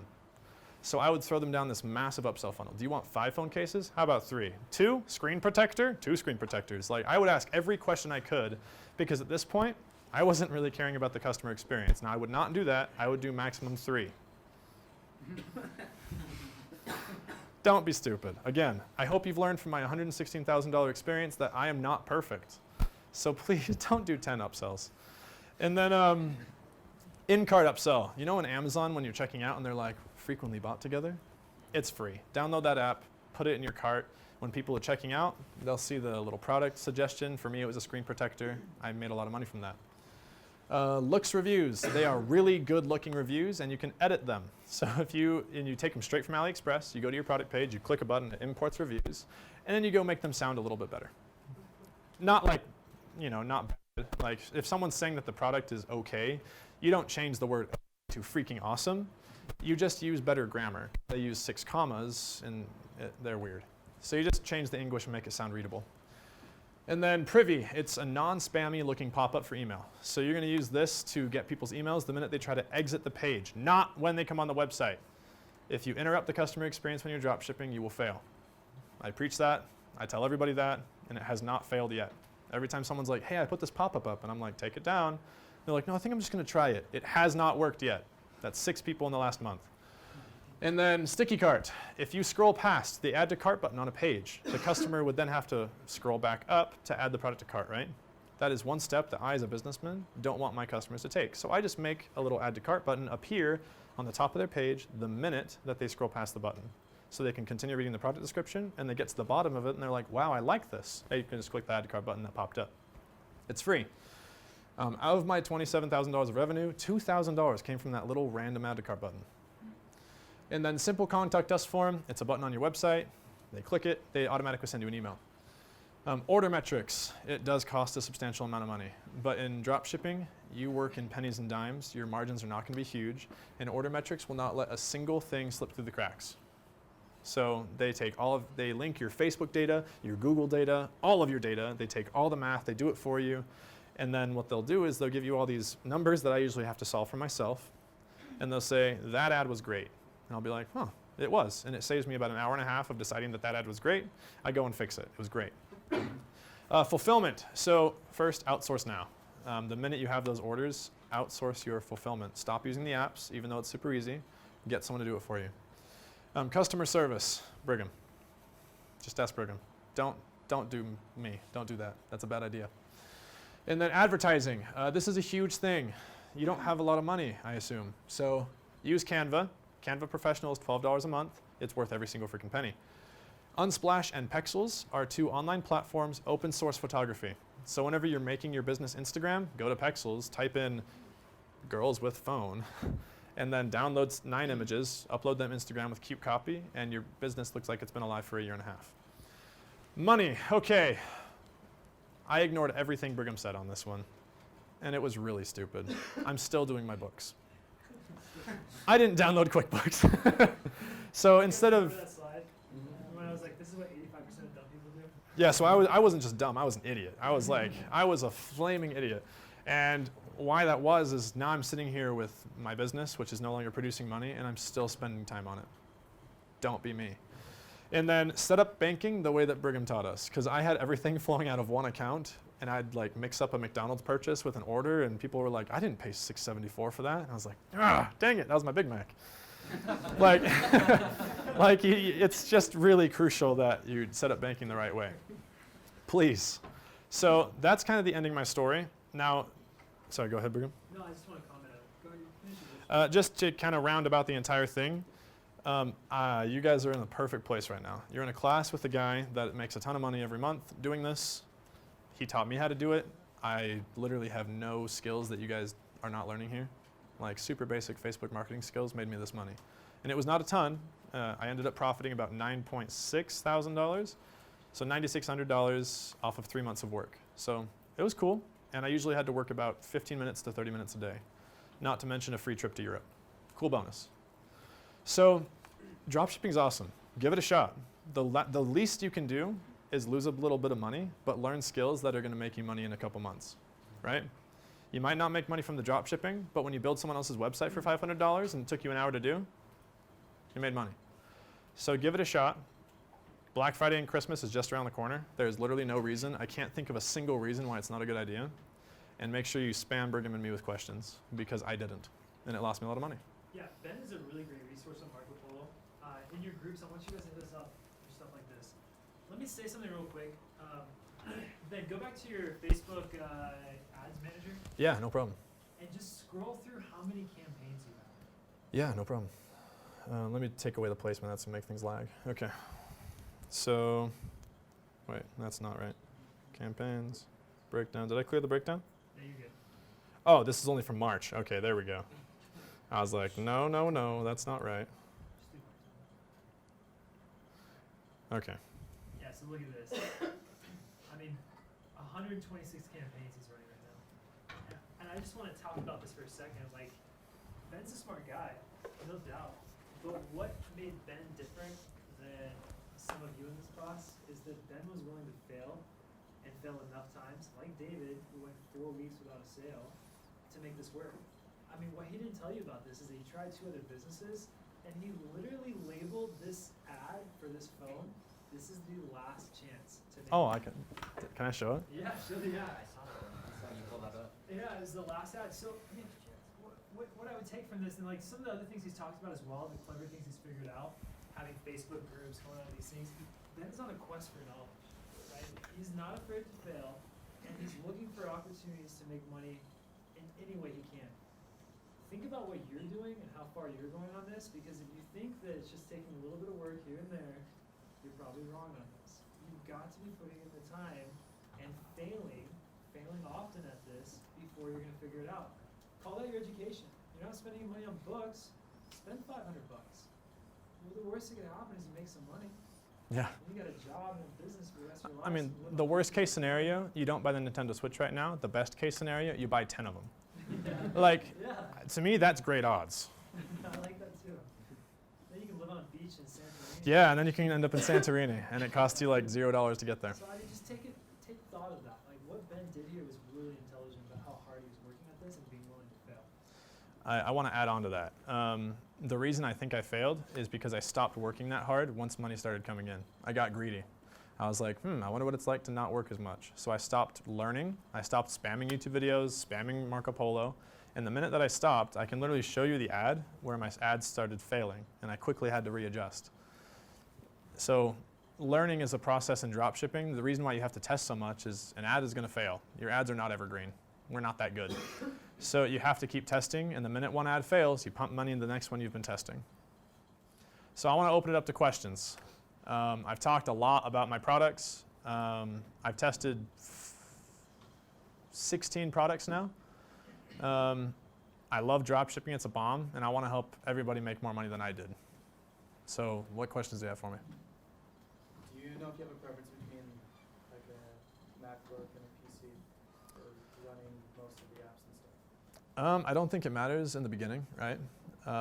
But if you ever want to do your own video editing and anything like that with Adobe Premiere, MacBooks run it pretty well. They're just a pretty good all-around computer. So I have a MacBook. I created my own video ads like an idiot. Probably should have outsourced it. But for me, I used a MacBook to get going. So you said you did 60 different products. Have you seen a category within those 60 products that have been more successful than other categories? Explain category to me. What do you mean? Like sports and sports. Oh, niches. Yeah. Riches are in the niches. No, not at all. I believe every product can be a winning product when matched with a winning offer. So would you buy a soccer ball for $100? No. Probably not. No. What if I gave you an entire soccer field with that soccer ball? Yeah. So that's your job as the marketer, is you find that offer that's irresistible, that is still profitable. Now, of course, you can't sell a soccer field with a soccer ball. But for me, I just built a funnel on ClickFunnels selling gripping yoga socks. And in addition to that yoga socks, I included an ebook that had 76 yoga poses, a diet guide, and 3 other ebook things. And I said it's worth $97, but I was giving it to you for free. Just pay shipping. Yo, if you need a diet pill, just hit me up. Yeah, seriously.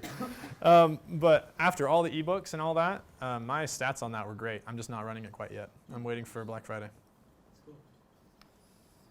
So you said that you okay, so about outsourcing like right away. Where do you go to find like people like is it give Yeah. and outsource from the beginning? Absolutely. So when you're starting out, you're going to want to have all these apps to get your business going, right? Because you're not going to have the capital to outsource. However, when you start moving, what I did is I joined a whole bunch of Facebook groups during my Hungry for Knowledge phase, which is now revived, happy to announce.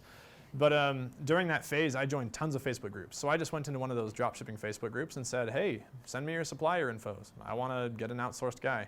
And I got hit up by so many people. There are people just as hungry as we are for money. They'll message you and try to get you as a client. And then I just put them into a group message and had them battle out to the finish. Have you ever tried any like American-based drop shipping companies like Sprocket? Silk Road, Sprocket, US Suppliers, Product Pro. Yeah. I am not a huge fan of them right now, just because they're drop shippers just like us. They just have a couple more fulfillment connections than we do. In my opinion, it's better just to use AliExpress and move to private label when you have capital. Those guys will take a little bit too much of a cut. However, if you find one that's good, use it. Because if you can find one that has your product on it, it's like 2-day shipping. That's money. When you're doing the yoga socks whole package together, are you dealing with multiple suppliers? ClickFunnels is a little bit different than Shopify. I guess I probably shouldn't have mentioned that. But I am my own supplier on that. I bought an ebook. It's an open source ebook, so I don't have to ask for the rights to sell it. So I bought an ebook that no one cared about, and now I'm selling it. Woo! And because it's digital, I mean, they just have to download it from my website. They don't have to get shipped anything. Yeah, this is a question for you and Dallas. Does dropshipping, obviously you do all use with Instagram and Facebook, does it work on Google Ads? Do people do That's for him. It's a little harder. Okay. A little harder because people are price sensitive. It's price sensitive, then you're not going to get as big of margins. And if you're not getting as big of margins, typically it's already burnt out. Because the drop shippers are like, there's a lot of people using the same product to try to advertise, right? So they find that. The difference though is if you can find a drop shipping scenario with a private supplier, not like a guy at AliExpress, but like Sad and Smooth is the one who makes my wax. Dude, I could drop ship that all day long if they would drop ship. I had to get into my store if it could work. There's Yeah. a guy trying to sell castles right now. Yeah. Castles. Like actual castles. Yeah. And you know, you can't drop ship that, but that's an idea of like, hey, he's not involved in any of the materials or any other stuff. Right. It does work, but it's such a unique product that nobody else is doing. Sure. And to give an example of something that I'm kind of working on in that space, I would never sell diet pills for humans, but I'd totally sell diet pills for dogs. So I'm potentially going to start selling diet pills for dogs. Got to keep the bones healthy, and they can't tell you it tastes bad. People don't buy anything. Diet pills sell so well. Yeah, absolutely. I just want to sell it to dogs because, you know, humans are like, this doesn't work. A dog's not going to tell its owner it doesn't work. But they, you know, I've done my research. There is actually a good product. I like how dogs can't talk and leave me bad reviews. Any other questions? We've got 5 minutes. So with upsells, it seems like you're probably going to have upsells coming in different packages. Yeah. Weird. How do you handle that? I'm going to draw this out because this is something that I'm pretty passionate about. Without upsells, my business is negative. I needed them to stay afloat. What the heck? Without upsells, take the screen off though when you do it. What? You gotta turn the screen off. Just hit the Oh. white button. Nice. I'm gonna repeat that. So upsells can be 20 to 50% of your profit. For me, it was about 35. Especially when it's a free plus shipping product.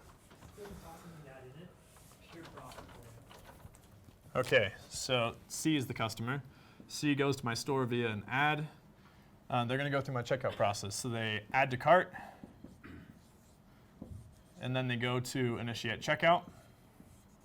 Then they purchase. So that is the customer buying process, and then they exit. When is the most powerful time to upsell someone? Does anybody know? Boom, right after they buy. They are the hottest customer. They already trust you with their card information, so what am I going to do? Right before they exit, I'm going to put them through a funnel of probably 3 different offers that I have built to be pretty irresistible. A full, oh yeah. So my first upsell was a screen protection plan. So if they ever had a broken screen, they could email my company, I'd send them a new one. Second upsell was 2 more phone cases for the girls. And then the third one was, you didn't want 2? Well, how about 2 for free? And then I just had them pay a couple extra bucks shipping. Because at that point, I already have their card information. Every dollar I make off of them at this point is pure profit. Straight profit after product cost, which is like minuscule because China. So, do I upsell anywhere else here? No, I don't, because I don't want to get in the way of my customer's journey. The only thing I'll do is I'll do an in-cart upsell that does not interrupt, and I'll do a frequently bought together. What that means is I'm not throwing things in the face of my consumer. They're going to go to my page, and over in the bottom left corner is going to be screen protection, 2 more phone cases, a charger. And then in the in-cart, it's going to be the same thing, but only 1 product. For me, it was a protection plan for the case. I just upsold protection. I didn't have to ship them anything. So I just, for $5 extra, I would ship you a new case if you ever chipped the mirror. What other questions? Anything else? How do you list that as a product? Do you just hide it? You just create your own product. Use the create your own product button. Name it the best warranty you've ever seen. And then you add a really absurd weight to it, like 5 million pounds. So whenever someone adds it to the cart, they trigger a back-end shipping thing to where it automatically does something to the shipping price. I can talk more about that, which is my last thought. Is there any other questions? Did you have one? No. Okay, is one more? Do you make your own ads, and if you do, what program do you use? I do. I use Canva to make the ad. I use Pexels and Unsplash to get images. And I go to AliExpress and YouTube to find any content that I can't make myself. Adobe Illustrator, Adobe Lightroom, and Adobe Premiere I use for any of the video stuff, but that just took tons of time and I wasn't very good at it. So next time I do it, I'm totally going to outsource that. Brigham was mentioning that this might be a class in the future. Did you want me to mention this? So I want you guys all to start dropshipping businesses, but there's no way with my current schedule I'm going to be able to meet with you all and actually provide valuable information more than I've done in this class. So next Thursday probably, I'm going to start a store, launch an ad, hopefully make my first sale within the class. 3 hours. So 3 hours on a Thursday from I don't know my own product to a brand that's selling products. If you're there for that, that is a great time to answer questions. I'm going to go for, I don't have any material. I'm not going to have the images picked out, the product picked out. I'll be there and you can follow along with me. And by the time I'm done, hopefully you will be too, and we'll all be making sales together.